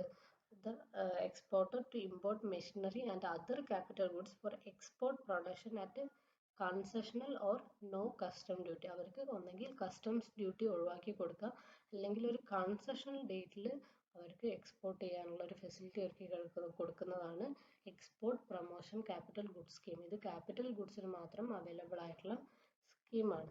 Next one duty drawback. So the duty drawback scheme is administered by Directorate of Drawback, Ministry of Finance. So under this scheme, an exporter is entitled to claim customs duty paid on the import of raw materials, components and consumables. Raw materials അല്ലെങ്കിൽ components ഇതിന് മുകളിലുള്ള customs duty അവർക്ക് എന്ത് ചെയ്യാം? Duty തിരിച്ച് reimburse ചെയ്യാൻ claim ചെയ്യാൻ പറ്റും. So So central excise duty paid on indigenous raw materials and components and consumables utilized in the manufacture of goods meant for exports. ഇതാണ് duty drawback scheme. Next one, excise duty refund. Excise duty is a tax imposed by the central government on goods manufactured in India. So this duty is collected at source before removal of goods from the factory premises. So export goods are totally exempted from the central excise duty. Export ചെയ്യുന്ന goods central excise duty നിന്ന് completely exempted ആണ്. അതാണ് excise duty refund policy. So however, necessary clearance has to be obtained in one of the following ways: export under rebate അല്ലെങ്കിൽ export under board. ഇങ്ങനെ clearance കിട്ടിയതിന് മാത്രമാണ് ഈ central excise duty അവർക്ക് exemption claim ചെയ്യാൻ പറ്റുള്ളൂ. So octroi exemption. Octroi is a duty paid on manufactured goods when they enter into municipal limits of a city or a town. ഈ octroi duty exempt ചെയ്ത് കൊടുക്കുന്നതിനാണ് next policy. octroi duty എന്ന് പറയുന്നത് manufactured ഗുഡ്സിന്റെ മുകളിൽ ഒരു സിറ്റിയിലോട്ട് കടക്കുമ്പോൾ അവരടുത്തുനിന്ന് claim ചെയ്യുന്ന ഡ്യൂട്ടിയാണ്. അപ്പോൾ ഇതിന്റെ എക്സംഷൻ ആണ് octroi exemptionൽ വരുന്നത്. So the reasons for the slow growth of exports in India. So inadequate infrastructure facilities and incentives and low quality of exportable goods. And the third one is high cost of production and exportable goods, lack of effective promotion, time and cost related delays in export, and use of traditional technology in production, high competition from foreign commodities, high competition from foreign commodities, and tariff and trade policy of developed countries. So these are the reasons for slow growth of exports in India. So these points should be remembered when you get a question on export promotion. You can mention the reasons for the slow growth of exports in India. Next we will discuss the exchange rate. So what is an exchange rate? An exchange rate is the value of one nation's currency versus the currency of another nation or economic zone. ഒരു നാഷന്റെ currency വേറൊരു കറൻസിയുമായിട്ട് exchange ചെയ്യുന്ന, അതായത് അത് change ചെയ്യുമ്പോൾ ഉണ്ടാവുന്ന റേറ്റിനെയാണ് എന്ത് പറയുന്നത്, exchange rate എന്ന് പറയുന്നത്. So there are mainly three exchange rate systems: fixed exchange rate system, flexible exchange rate systems, and managed floating exchange rate system. Fixed exchange rate system, it is also called a pegged exchange rate system. When the government fixed exchange rate, it is called fixed exchange rate system. So the basic purpose of adopting this system is to ensure stability in foreign trade and capital movements. Stability ensure ചെയ്യാനാണ് basically fixed exchange rate system use ചെയ്യുന്നത്. So to achieve stability, government undertakes to buy foreign currency when the exchange rate becomes weaker and sell foreign currency when the rate of exchange gets stronger. ഈ stability maintain ചെയ്യാൻ വേണ്ടിയിട്ട് exchange rate week ആകുമ്പോൾ government തന്നെ foreign currency buy ചെയ്യും, അല്ലെങ്കിൽ exchange rate stronger ആകുമ്പോൾ government തന്നെ എന്ത് ചെയ്യും, ഈ ഫോറിൻ കറൻസി സെല് ചെയ്യും. So the government is playing the important role in fixed exchange rate system, and for this government has to maintain large reserves of foreign currencies to maintain the exchange rate at the level fixed by it. ഇതാണ് fixed exchange rate സിസ്റ്റത്തിന്റെ ഏറ്റവും important ആയിട്ടുള്ള feature. ഈ fixed exchange rate maintain ചെയ്യാൻ വേണ്ടിയിട്ട് ഗവൺമെന്റിന് ഒരു large reserve maintain ചെയ്യേണ്ടി വരും ഫോറിൻ കറൻസിന്റെ. കാരണം അത് ആവശ്യമുള്ള സമയത്ത് ഗവൺമെന്റ് തന്നെ ഫോറിൻ കറൻസി ബൈ ചെയ്യും, സെല് ചെയ്യുകയും വേണം. അപ്പം ഇതിൻ്റെ ഒരു large reserves of foreign currency should be maintained by the government.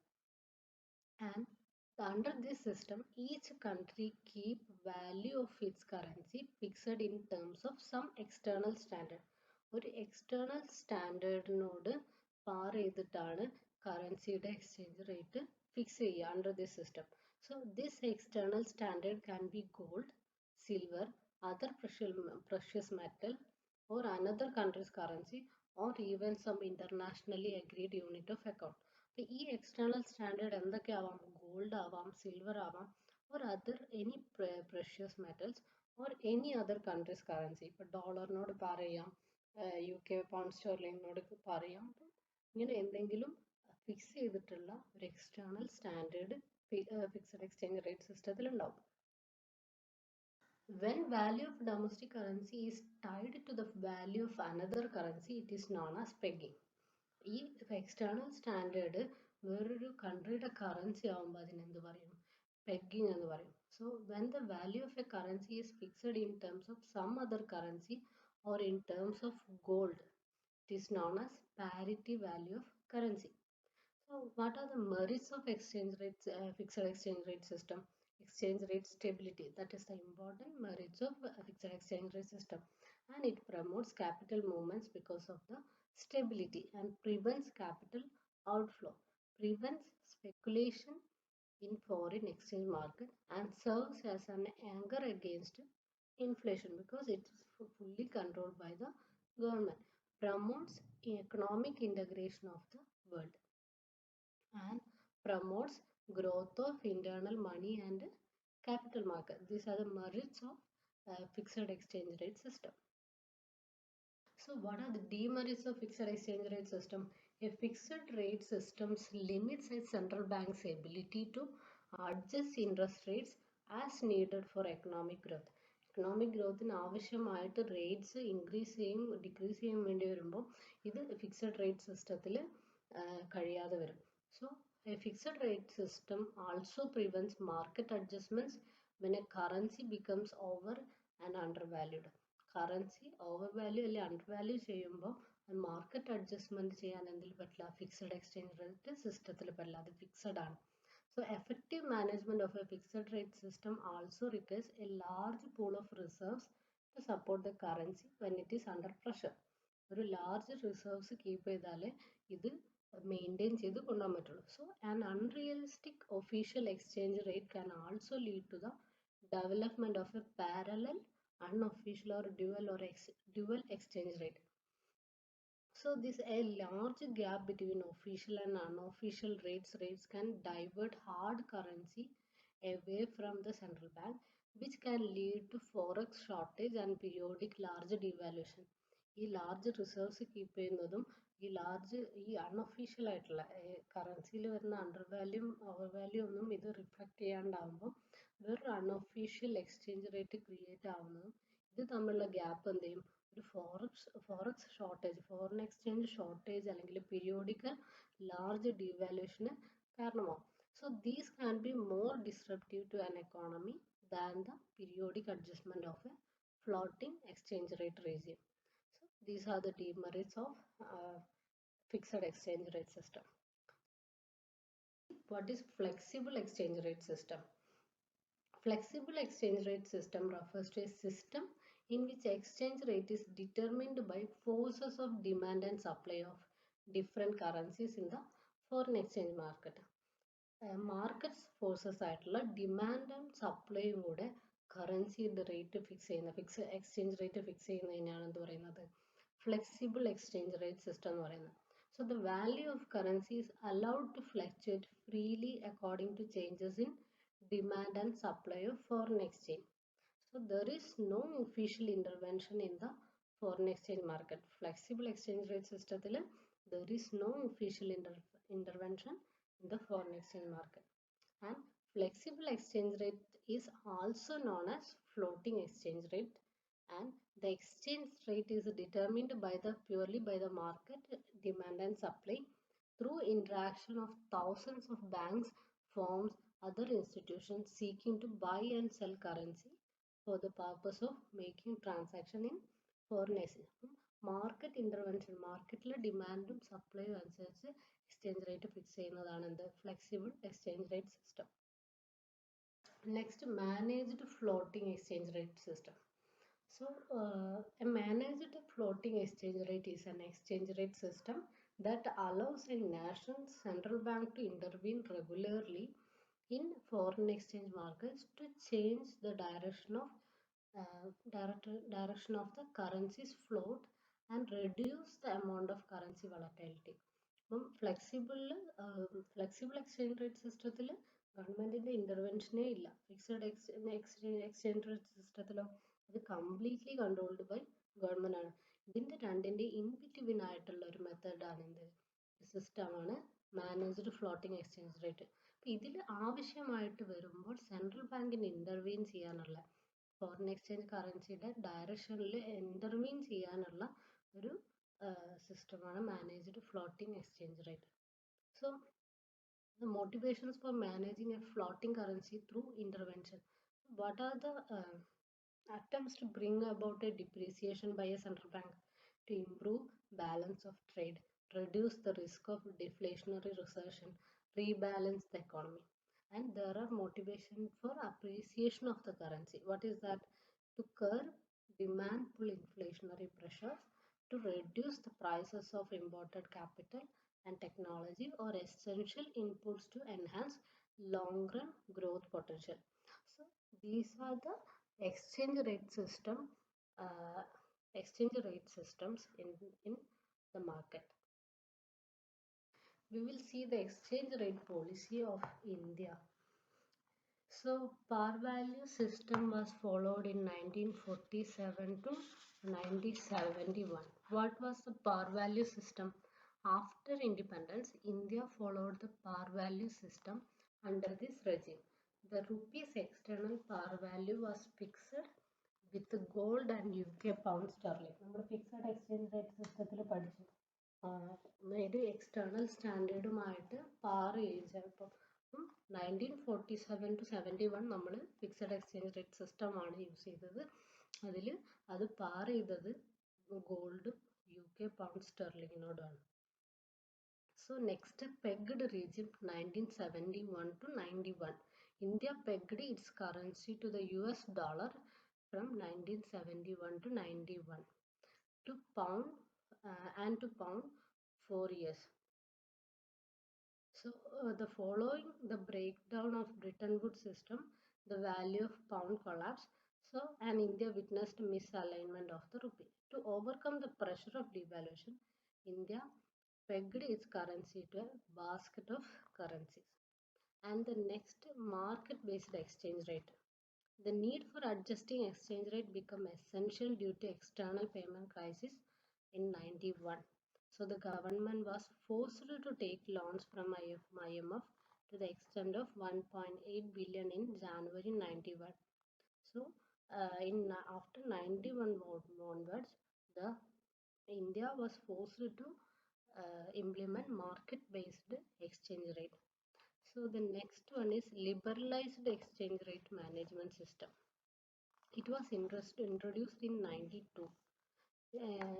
Terms involved partial convertibility of rupee. So under this system, India followed a dual exchange rate policy where 40% of exchange rate were to converted at the official exchange rate and the remaining 60% were converted at the market-based exchange rate. As a fixed ഫ്ലോട്ടിങ്ങും include ചെയ്തിട്ടുള്ള ഒരു exchange rate സിസ്റ്റമാണ് liberalised exchange rate management system. അതിൽ 40% exchange rate എന്തിനെ base ചെയ്തിട്ടായിരുന്നു? Official exchange rate fix ചെയ്തിട്ടുള്ള exchange റേറ്റും 60% convert ചെയ്യുന്നത് മാർക്കറ്റ് ബേസ്ഡ് എക്സ്ചേഞ്ച് റേറ്റും ബേസ് ചെയ്തിട്ടായിരുന്നു. So market-based exchange rate system. We have already discussed market-based exchange. By abolishing the dual exchange rate system, it was finally unified in 1993. 92 നമ്മൾ liberalized exchange rate management system introduce ചെയ്തു. അത് മാറ്റിയിട്ട് വീണ്ടും എന്ത് ചെയ്തു? 93 market-based exchange rate system introduce ചെയ്തു. അതിൽ objectives of exchange rate management. What are the objectives of exchange rate management? Reduce volatility in exchange rates, ensuring that the market correction of exchange rates is effected in an orderly and calibrated manner. So volatility reduce ചെയ്യുക, അത് കറക്റ്റായിട്ട് monitor ചെയ്യുക എന്നുള്ളതാണ് exchange rate management objective, first objective പറയുന്നത്.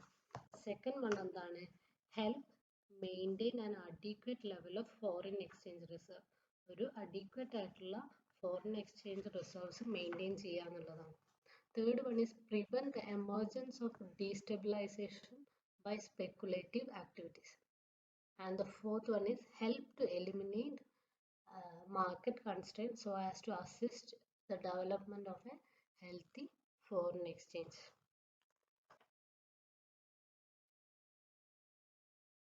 Next topic we are discussing intellectual property rights. So what is intellectual property rights? It is a legal right that protect creations, inventions resulting from intellectual activity in the industrial, scientific, literary or artistic field. ഒരു invention അല്ലെങ്കിൽ creation, അത് intellectual activity ആയിക്കോട്ടെ, industrial, scientific ആയാലും literary ആയാലും artistic ഫീൽഡിലായാലും ഇതിന് ഒരു legal right നമ്മൾ എടുക്കുന്നതിനെയാണ് intellectual property right എന്ന് പറയുന്നത്. What are the types of intellectual property rights? Patents. What is patent? A patent is issued to an invention or a creation that a patent holder to exclude from others from making, selling, using the invention. ഒരു person അല്ലെങ്കിൽ organisation ഒരു invention അല്ലെങ്കിൽ ഒരു creation ചെയ്യുമ്പം അതിന് അവരൊരു legal right എടുക്കും. അതാണ് പേറ്റന്റ് എന്ന് പറയുന്നത്.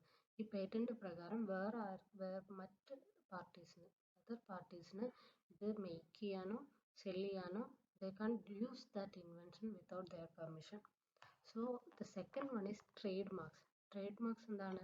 It's a word, phrase, symbol or design which distinguish themselves from their competitors. ഒരു കോമ്പറ്റീറ്റേഴ്സ് നോക്കുക ഡിഫറെൻ്റ് ആയിട്ട് അവർ റെപ്രസെൻ്റ് ചെയ്യുന്ന ഒരു വേർഡോ ഫ്രേസോ സിമ്പിൾ അല്ലെങ്കിൽ ഡിസൈൻ, ഇത് അവർ ലീഗൽ റൈറ്റ് എടുത്തതാണെങ്കിൽ അത് നമ്മൾ എന്താ പറയുക? ട്രേഡ് മാർക്സ് എന്ന് പറയുന്നത്. Trade secrets. What are the trade secrets? It can be a formula, process, device or other business information that companies keep private to give them and a business advantage over their competitors. So അങ്ങനെയുള്ള trade സീക്രറ്റ്സിനും അവർ legal rights എടുത്തിട്ടുണ്ടെങ്കിൽ അതിലും intellectual property rights ഉണ്ട്. And the fourth one is copy rights. So copyrights protects the original work of authorship such as artistic works in artistic field like music, dramatic works, pictorial works, graphic works, artistic works, and also computer software. So these, with copyright protection, the holder has the exclusive rights to modify, distribute, perform, create, display, and copy the work. And we will see now the nature of intellectual property. The first one is territorial. Any intellectual property issue should be resolved by national laws. So there are some works like cinemas, film. It is a film made in Hollywood can be seen in other countries also, but the intellectual property issues should be resolved by the national laws. And the second one is giving an exclusive right to the owner. It means others who are not owners are prohibited from using the right. Most intellectual property rights cannot be implemented in practice as soon as the owner got exclusive rights. So most of them need to be tested by some public laws. The creator or author of an intellectual property enjoys right inherent with the work to the exclusive of anybody else. So only the owners have the exclusive right to reuse and modify to make them. So the exclusive right is vested with the owner. And the next one is assignable. Since they are rights, they can obviously be assigned or licensed. So with the permission of owner, or the owner can give the rights to any other person to use the product or goods and services with legal bounding. So it is possible to put a dichotomy between intellectual property rights and material object in which the work is embodied. So intellectual property right can be bought, sold, licensed or hired or attached. So നമുക്ക് intellectual property right buy ചെയ്യാനും ഇപ്പോൾ ഒരു owner അത് നമുക്ക് cell ചെയ്യാൻ willing ആണെങ്കിൽ അത് by ചെയ്യാനും ലൈസൻസ് ചെയ്യാനൊക്കെ ഉള്ള റൈറ്റ് intellectual property റൈറ്റ്സിലുണ്ട്. And the fourth one is independence. Different intellectual property rights subsist in the same kind of object. Most intellectual property rights are likely to be embodied in objects. അധികം ഒബ്ജക്ട്സിന്റെ മുകളിലാണ് ഈ intellectual property rights majority ആയിട്ട് വരിക. And subject to public policy. They are vulnerable to the deep embodiment of public policy. Intellectual property attempts to preserve and find adequate reconciliation between two competing interests. On the one hand, intellectual property rights holders require adequate remuneration. On the other hand, consumers try to consume works without much inconvenience. Intellectual property right അത് പ്രൊഡ്യൂസേഴ്സിന്റെ ഭാഗത്തു നിന്നും കൺസ്യൂമേഴ്സിന്റെ ഭാഗത്തു നിന്നിട്ടും അത് രണ്ടുപേർക്കും convenient ആയ രീതിയിൽ subject to public പോളിസിയാണ് എന്ത് ഇന്റലക്ച്വൽ property rights എന്ന് പറയുന്നത്. And the sixth one is divisible or fragmentation. Several persons may have legally protected interests evolved from a single original work without affecting the interest of other right holders on the same item. So because of the nature of the indivisibility, intellectual property is an inexhaustible resource. This nature of intellectual property derives from intellectual property's territorial nature. അപ്പം ഒരു same ലെവലിലുള്ള അല്ലെങ്കിൽ same നേച്ചറിലുള്ള object തന്നെ so അതിലെന്താ പറയുന്നത് ഒരു ഒരു ഒരു എക്സാമ്പിൾ പറഞ്ഞാൽ ഇൻവെൻറ്റർ ഇപ്പം അത് ഒരു പ്രോപ്പർട്ടി അല്ലെങ്കിൽ ഒരു ഇൻവെൻഷൻ നടത്തിയത് എത്യോപ്യയിലാണെങ്കിൽ അയാൾക്ക് എത്യോപ്യയിൽ നിന്നാണ് ആ പേറ്റന്റ് ഉള്ളതെങ്കിൽ അയാൾക്ക് അത് എന്ത് ചെയ്യാം വേണമെങ്കിൽ വേറൊരു നാഷണലിൽ ലൈസൻസ് ചെയ്യാം അല്ലെങ്കിൽ വേറൊരു നാഷണലിൽ അസൈൻ ചെയ്യാൻ പറ്റും. ഇപ്പോൾ കോപ്പി റൈറ്റ്സ് ആണെങ്കിൽ തന്നെ ആ റൈറ്റ്സ് അവർക്ക് എങ്ങനെ ഡിവൈഡ് ചെയ്യാം പബ്ലിഷേഴ്സിനും കൊടുക്കാം അഡാപ്റ്റേഴ്സിനും കൊടുക്കാം ട്രാൻസ്ലേറ്റേഴ്സിനും കൊടുക്കാം. അപ്പം അവർക്ക് ഡിസൈഡ് ചെയ്യാം ആ ഇൻവെൻറ്റ് ചെയ്ത് അല്ലെങ്കിൽ ആ കോപ്പി റൈറ്റിൻ്റെ റൈറ്റ് ഹോൾഡർക്ക് ഡിസൈഡ് ചെയ്യാം ഈ റൈറ്റ് ആർക്കൊക്കെ യൂസ് ചെയ്യാം എന്നുള്ളത്. ഇപ്പോൾ നമ്മൾ ഒരു ഇൻ്റലക്ച്വൽ വർക്ക് ചെയ്യുമ്പം നമ്മളത് പബ്ലിഷേഴ്സിന് ആ റൈറ്റ് കൊടുക്കും, അഡാപ്റ്റേഴ്സിന് റൈറ്റ് കൊടുക്കും, ട്രാൻസ്ലേറ്റേഴ്സിന് ആ റൈറ്റ് കൊടുക്കും. അപ്പം ഇതിന് ഇങ്ങനെയുള്ള ഇൻ്റലക്ച്വൽ പ്രോപ്പർട്ടി റൈറ്റിൻ്റെ നേച്ചറിനെയാണ് എന്ത് പറയുന്നത് ഫ്രാഗ്മെൻറ്റേഷൻ അല്ലെങ്കിൽ ഡിവിസിബിൾ എന്ന് പറയുന്നത്. Next we will discuss importance of intellectual property right. So it provides incentive to the individual for new creations create ചെയ്യാൻ ഇൻഡിവിജ്വൽസിനെ പ്രൊമോട്ട് ചെയ്യുന്നുണ്ട്. Providing due recognition to the creators and inventors, ensuring the material reward for intellectual property, ensuring the availability of the original products, and for economic growth and advancement in technology sector, protection of intellectual property protection is important. And they are benefited for the growth of business in the field of technology. അപ്പം ഇൻവെൻറ്റേഴ്സിനെ promote ചെയ്യുക, അവർക്കൊരു recognition കൊടുക്കുക, അവർക്ക് ആ invention through അവർക്കൊരു earnings അല്ലെങ്കിൽ ഒരു material reward earn ചെയ്യാൻ പറ്റാനുള്ളൊരു വ്യവസ്ഥ ഉണ്ടാക്കുക. അപ്പം ഇങ്ങനെയുള്ള കാര്യങ്ങൾ ഒറിജിനൽ പ്രോഡക്ട്സിൻ്റെ അവൈലബിലിറ്റി എൻഷുർ ചെയ്യുക, അതിൻ്റെ ഡ്യൂപ്ലിക്കേറ്റ്സിൻ്റെ ക്രിയേഷൻ ഇല്ല എന്നുള്ളത് ഉറപ്പുവരുത്തുക. ഇതൊക്കെ ഇൻ്റലക്ച്വൽ പ്രോപ്പർട്ടി റൈറ്റ്സിൻ്റെ ഇമ്പോർട്ടൻസ് ആണ്. So next we will discuss the types of foreign capital or foreign investment. So the first one is foreign direct. What is foreign direct investment? The foreign direct investment is a purchase of an interest in a company by a company or an investor located outside its borders. ഒരു home കൺട്രിയിലെ കമ്പനിയിൽ വേറെ foreign കൺട്രിയിലെ company invest ചെയ്യുന്നതിനെയാണ് foreign direct investment എന്ന് പറയുന്നത്. അതിൽ തന്നെ ഡിഫറെൻറ്റ് ഫോംസ് ഉണ്ട്. The first one is horizontal FDI. Horizontal FDI എന്ന് പറഞ്ഞാൽ same line of product produce ചെയ്യുന്ന ഒരു ഫോറിൻ കമ്പനി ഒരു ഹോം കൺട്രിയിലെ കമ്പനിയിൽ ഇൻവെസ്റ്റ് ചെയ്യുമ്പോഴാണ് ഹൊറിസോണ്ടൽ FDI എന്ന് പറയുന്നത്. For example, a car manufacturing company in Australia invest in a car manufacturing company of India. So vertical FDI എന്ന് പറഞ്ഞു കഴിഞ്ഞാൽ this the investor company and the company in home countries product lines are somewhat related. It is related to each other but not directly related. So it can be forward vertical FDI or backward vertical FDI. Forward vertical FDI, the foreign investments are done in organization which can take products forward towards the customers. So കസ്റ്റമേഴ്സിനോട് കുറച്ചും കൂടി അടുത്ത് നിൽക്കുന്ന അല്ലെങ്കിൽ forward towards customers ആയിട്ടുള്ള കമ്പനീസിൽ invest ചെയ്യുന്നതിനാണ്. For example A car manufacturing company in Australia invest in A wholesale car dealer company in India. So it is much more forward towards the customers. So backward vertical FDI എന്ന് പറഞ്ഞാൽ so foreign investments are done in organization which is involved in a sourcing of products for the particular industry. അതിൻ്റെ parts spare parts ഒക്കെ create ചെയ്യുന്ന അല്ലെങ്കിൽ അതിൻ്റെ ഒരു ചെറിയ പാർട്ടുമായി ബന്ധപ്പെട്ട ഒരു ഇൻഡസ്ട്രിയിൽ ഇൻവെസ്റ്റ് ചെയ്യുന്നതിനാണ് ബാക്ക്വേർഡ് വെർട്ടിക്കൽ FDI എന്ന് പറയുന്നത്.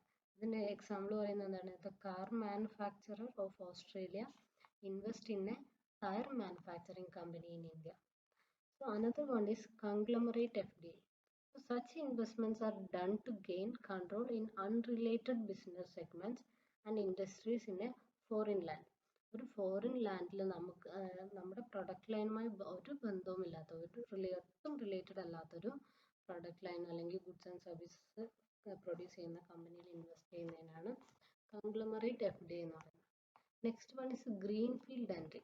This is a special type of FDI. The investing company refers to an investing organization starting assembling from scratch. It is like a parent company creates a subsidiary in different country. ഒരു parent company foreign countryയിൽ അവരുടെ ഒരു subsidiary create ചെയ്യുക. അങ്ങനെ ഒരു സ്ക്രാച്ചിൽ നിന്ന് start ചെയ്തിട്ട് വരുന്നൊരു foreign direct investment ആണ് എന്ത് ഗ്രീൻഫീൽഡ് എൻട്രി എന്ന് പറയുന്നത്. So the next one is foreign takeover. Foreign takeover, this type of FDI takes the form of a foreign merger or acquisition or takeover of an existing foreign company. ഒരു foreign കമ്പനിയായിട്ട് മെർജറോ അല്ലെങ്കിൽ take over അല്ലെങ്കിൽ acquisition എഗ്രിമെന്റിൽ ഏർപ്പെട്ടിട്ട് വരുന്ന FDIനെയാണ് എന്ത് പറയുന്നത്. Next type of foreign investment is foreign portfolio investment. So it's an investment by foreign entities or non-residents in Indian securities, including shares, government bonds, corporate bonds, convertible securities, infrastructure securities. Foreign portfolio investment എന്ന് പറഞ്ഞാൽ ഒരു ഫോറിനറോ അല്ലെങ്കിൽ non resident ആയിട്ടുള്ള ഒരു Indian resident അല്ലാത്ത ഒരാളോ ഇന്ത്യയിലുള്ള Indian കമ്പനീസിൻ്റെ securities അല്ലെങ്കിൽ shares, government bonds, corporate bonds ഇതിലൊക്കെ ഇൻവെസ്റ്റ് ചെയ്യുന്നതിനെയാണ് ഫോറിൻ പോർട്ട്ഫോളിയോ ഇൻവെസ്റ്റ്മെന്റ് എന്ന് പറയുന്നത്. Third one is foreign institutional investment. Foreign portfolio investment is an investment by the foreign entities in securities, real property and other investment assets. So the investors include mutual fund companies, hedge fund, etc. So it is an investment by the foreign entities in securities. Foreign entities say home countryയിലെ സെക്യൂരിറ്റീസിൽ അല്ലെങ്കിൽ real home countries അല്ല ഒരു company വേറൊരു foreign കമ്പനിയുടെ foreign കൺട്രിയിലെ സെക്യൂരിറ്റീസിൽ അല്ലെങ്കിൽ അവരുടെ property അല്ലെങ്കിൽ other investment അസറ്റ്സിൽ invest ചെയ്യുന്നതിനാണ് എന്ത് പറയുന്നത് ഫോറിൻ ഇൻസ്റ്റിറ്റ്യൂഷണൽ ഇൻവെസ്റ്റ്മെന്റ് എന്ന് പറയുന്നത്. So what are the need for foreign capital or foreign direct investment? It provides local economic benefits in multiple locations. It makes international trade easier to complete. Foreign income can increase and it improves human resources. It allows your money to work harder for you. It provides a foreign company with needed experience and it creates new opportunities for workers. We will discuss the measures taken by the government of India to attract FDIs. So the first one is granting of automatic permission for foreign equity participation up to 51% in high technology and high investment priority industries. High technology, high investment priority industries up to 51% വരെ foreign equity participation allow ചെയ്തിട്ടുണ്ട്. And allowing foreign equity participation up to 51% in international trading companies like a hotel industry and tourist industry, and allowing the MNCs, that is multinational corporations, to use their trademarks in India with effect from 14th May 1992 as a part of new economic policy. And the fourth one is allowing 100% foreign equity for setting up of power plants with free repatriation of profits, and allowing 100% of equity contribution by the NRIs and the corporate bodies owned by NRIs in high priority industries with automatic approval and capital repatriation benefits. So the next one is foreign investors can disinvest at market rates on stock exchanges from September 15, 1992. However, they should repatriate the proceeds of such disinvestment. So, government of India is promoting foreign investors to India. Other policies to promote FDI is the holding non-banking financial companies can hold foreign equity up to 100%, and foreign investors are allowed to establish 100% operating subsidiaries and should bring at least 50 million for this purpose. And the next one is private sector firms can have FDI up to 49% in automatic route subject to conformity to Reserve Bank of India guidelines.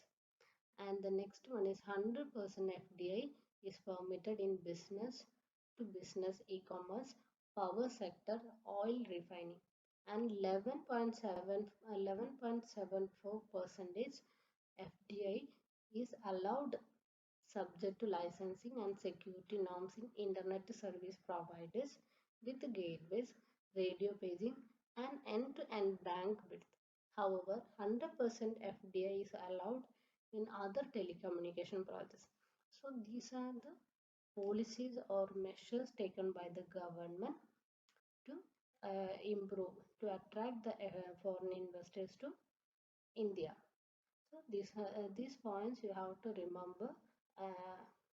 At least you have to remember in which sector what they have implemented 100% FDI, and in which sector on which percentage the FDI is allowed.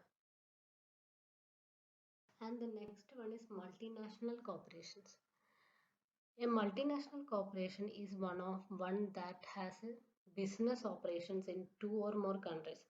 ഒരു ഒന്നോ രണ്ടോ കൺട്രീസിൽ business operations ഉള്ള കമ്പനീസിനെയാണ് നമ്മൾ എന്ത് പറയുന്നത്, multinational corporation എന്ന് പറയുന്നത്. So these companies are often managed from and have a central office headquartered in their home country, but with offices worldwide. ഇങ്ങനെയുള്ള മൾട്ടിനാഷണൽ കോർപ്പറേഷൻസിൻ്റെ ഹെഡ്ക്വാർട്ടേഴ്സ് എപ്പോഴും ഹോം കൺട്രിയിലായിരിക്കും, but they will be having offices worldwide. So a multinational corporation has facilities and other assets in at least one country other than its home country. So factors responsible for the growth of MNC is market expansion, financial superiorities, technological superiorities. So next we will discuss the adverse effect of foreign capital or FDI or MNCC on the Indian economy. So the first one is increased competition. Increased competition is an consequences of FDIs and MNCs on the Indian economy and national sovereignty. Adverse effect on domestic companies. Unfavorable balance of trade. No larger employment. Hampers the consumer interest. Investment in profitable areas only, and political interference. Social and cultural implications.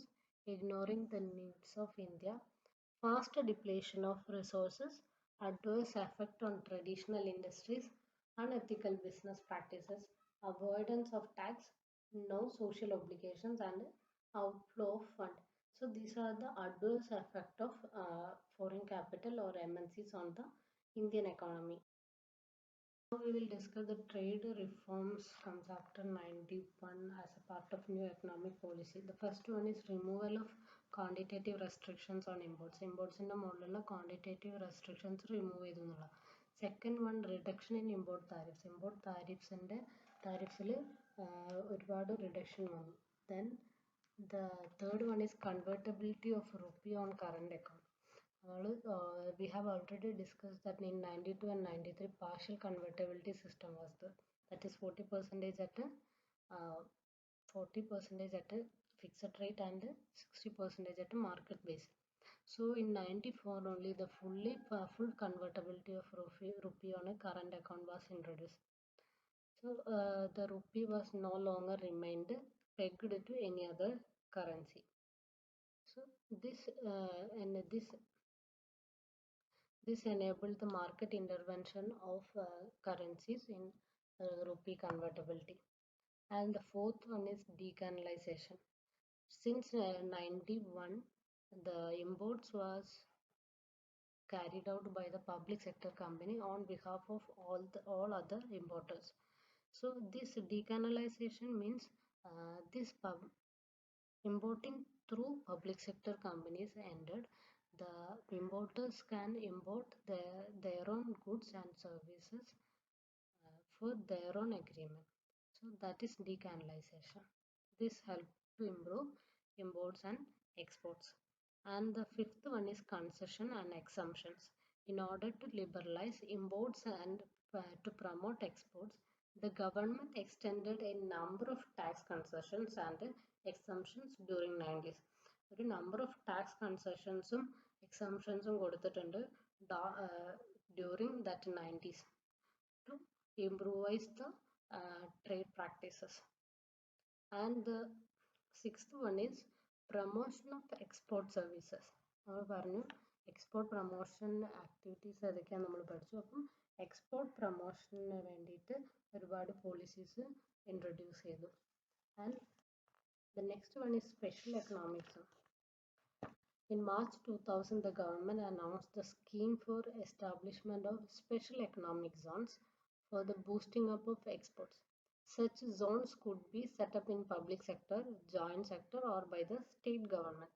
So the essential purpose of setting up of such, that is special economic zone, to ensure hassle-free, that is obstacle-free exports and to increase the competitiveness. So special economic zone is exportine improve ചെയ്യാൻ വേണ്ടിയിട്ടാണ് special economic zones create ചെയ്തിട്ടുള്ളത്. Then setting up of agricultural export zones. The Exim policy of 2001 put forward the proposal of setting up of agricultural export zones. So this scheme was meant for promoting agricultural exports. Agricultural products in the export promote ചെയ്യാൻ വേണ്ടിയിട്ടാണ് ഈ scheme introduce ചെയ്തിട്ടുള്ളത്. So the next one is export oriented units scheme. This scheme is complementary to SEZ scheme. SEZ scheme പോലെ തന്നെ എക്സ്പോർട്ടിന് obstacle free exports promote ചെയ്യാൻ വേണ്ടിയിട്ടാണ് export oriented units create ചെയ്തിട്ടുള്ളത്. Then setting up of trading houses. The trade policy of 1991 permitted the export houses and trading houses to import wider range of products.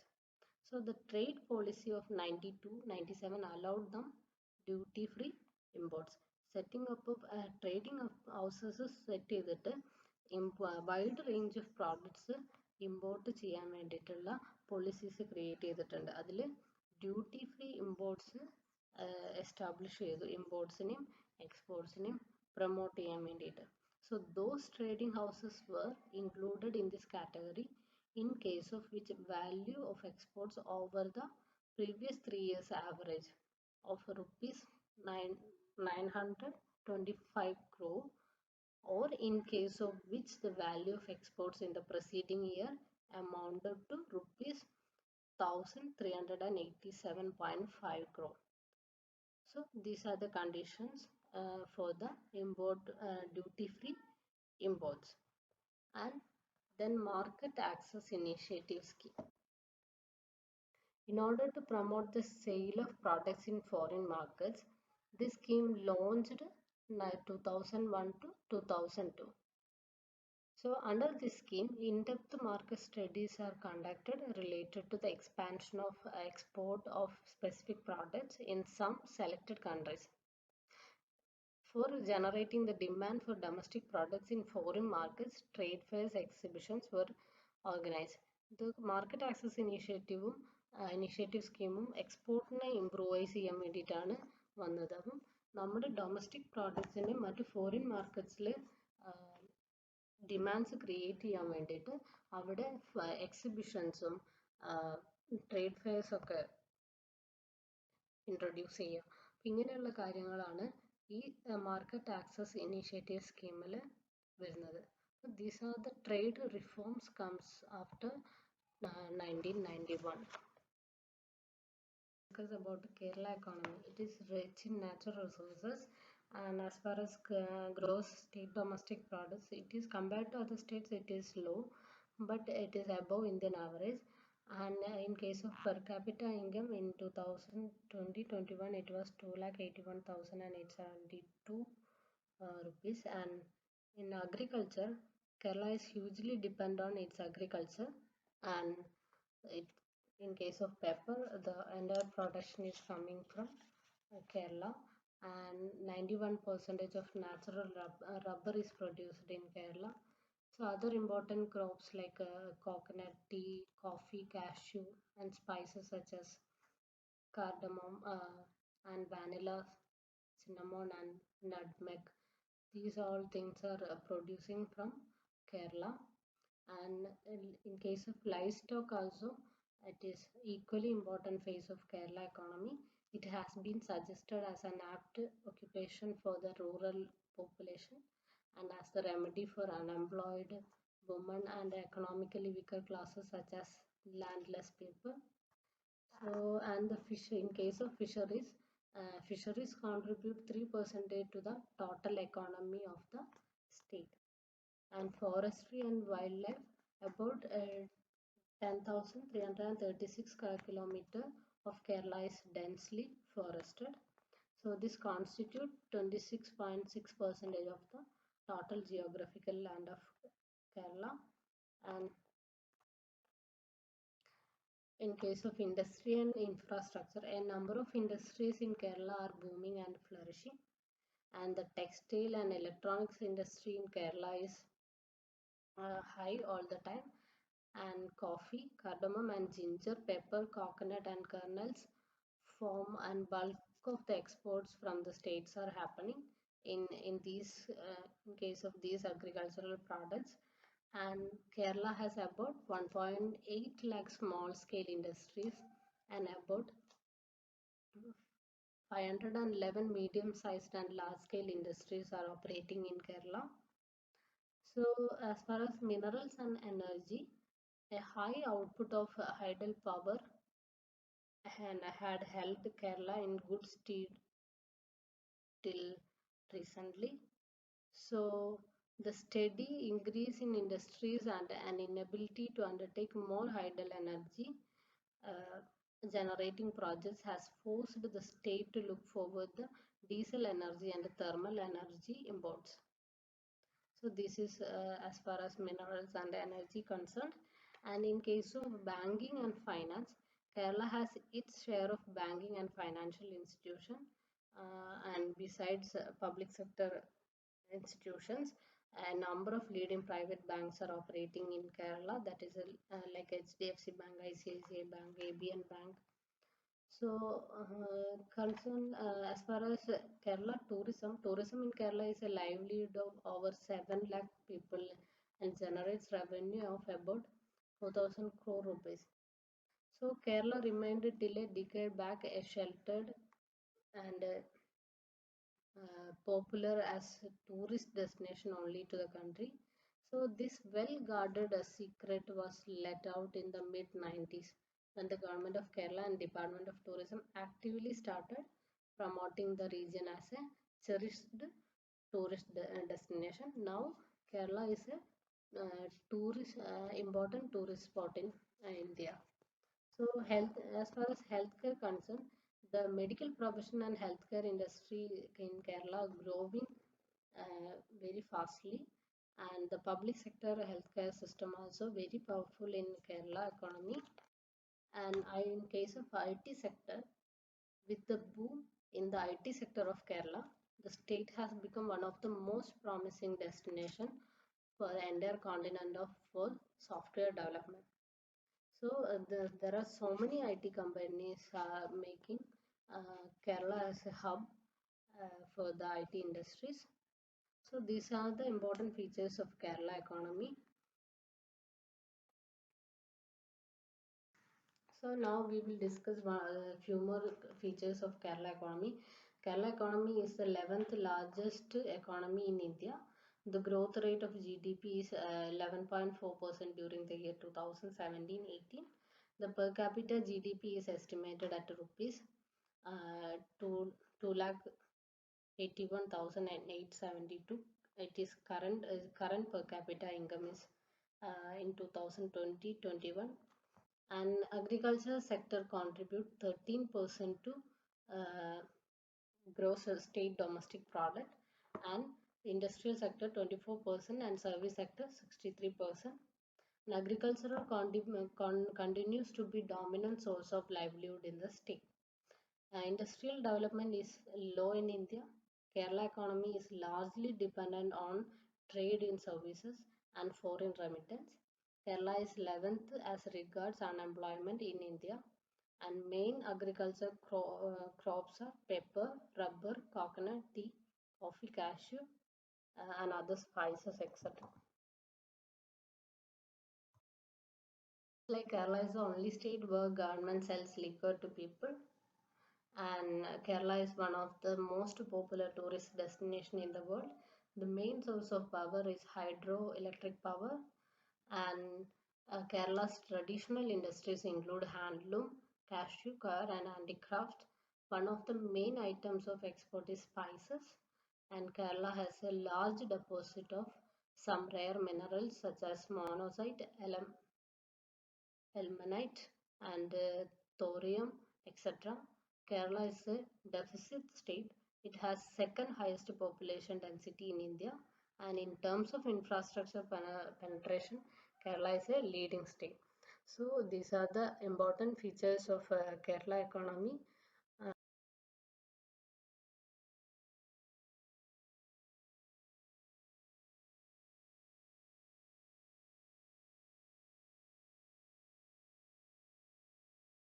Are the major industries in Kerala? Agriculture and livestock. We have already discussed all these things in features and regarding the Kerala economy. So just pointing out the major industries in Kerala: tourism, oil refining and petrochemicals, shipbuilding, energy, chemical industry, handloom industry, handicrafts, bamboo industry, khadi and village industry, cashew industry. So if you get a question regarding Kerala economy, you can mix all this information and write a good essay, and you can use these major industries points also in those answers. And causes of industrial backwardness in Kerala. What is that? Geographical location of the state, that is technological backwardness, and lack of large tracts of lands, and population density, higher price for land, higher cost of labor, and public agitation against wrongdoings of factory, and procedural formalities, lack of raw materials, ecological problems, corruptions, low central investment, and other causes. So these are the causes of industrial backwardness in Kerala. And we will discuss the next point. Is measures taken by the government to promote industries in Kerala. There are so many special economic zones in Kerala, and techno parks are there. So the second one is restructuring and revival of public sector undertakings, and third one is strengthening of IT industry. IT industry is very stronger in Kerala, and fourth one is industrial policy of 2018, And fifth one, Directorate of Industries and Commerce, Institute for Promoting Industries and Incentives of and Subsidies, Simplification of Procedural Formalities. Small scale industries. According to Micro, Small and Medium Enterprise Development Act 2006, the small scale industries or small scale enterprises can be classified into two classes, that is manufacturing enterprises and service enterprises. So the manufacturing enterprises, it engaged in the manufacture or production of goods pertaining to any industry specified in the first schedule to the Industries Development and Regulation Act 1951.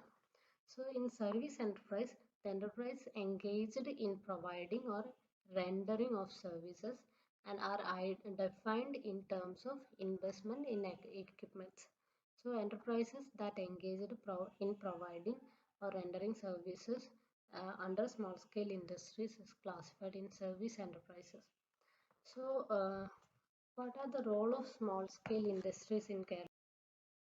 Industrialization of rural and backward areas, large employment opportunities, balanced regional development, mobilization of local resources, promotion of self-employment, promotion of exports, protection of environment, and contributes to socio-economic development of the state. Small-scale industries take a big part in Kerala economy.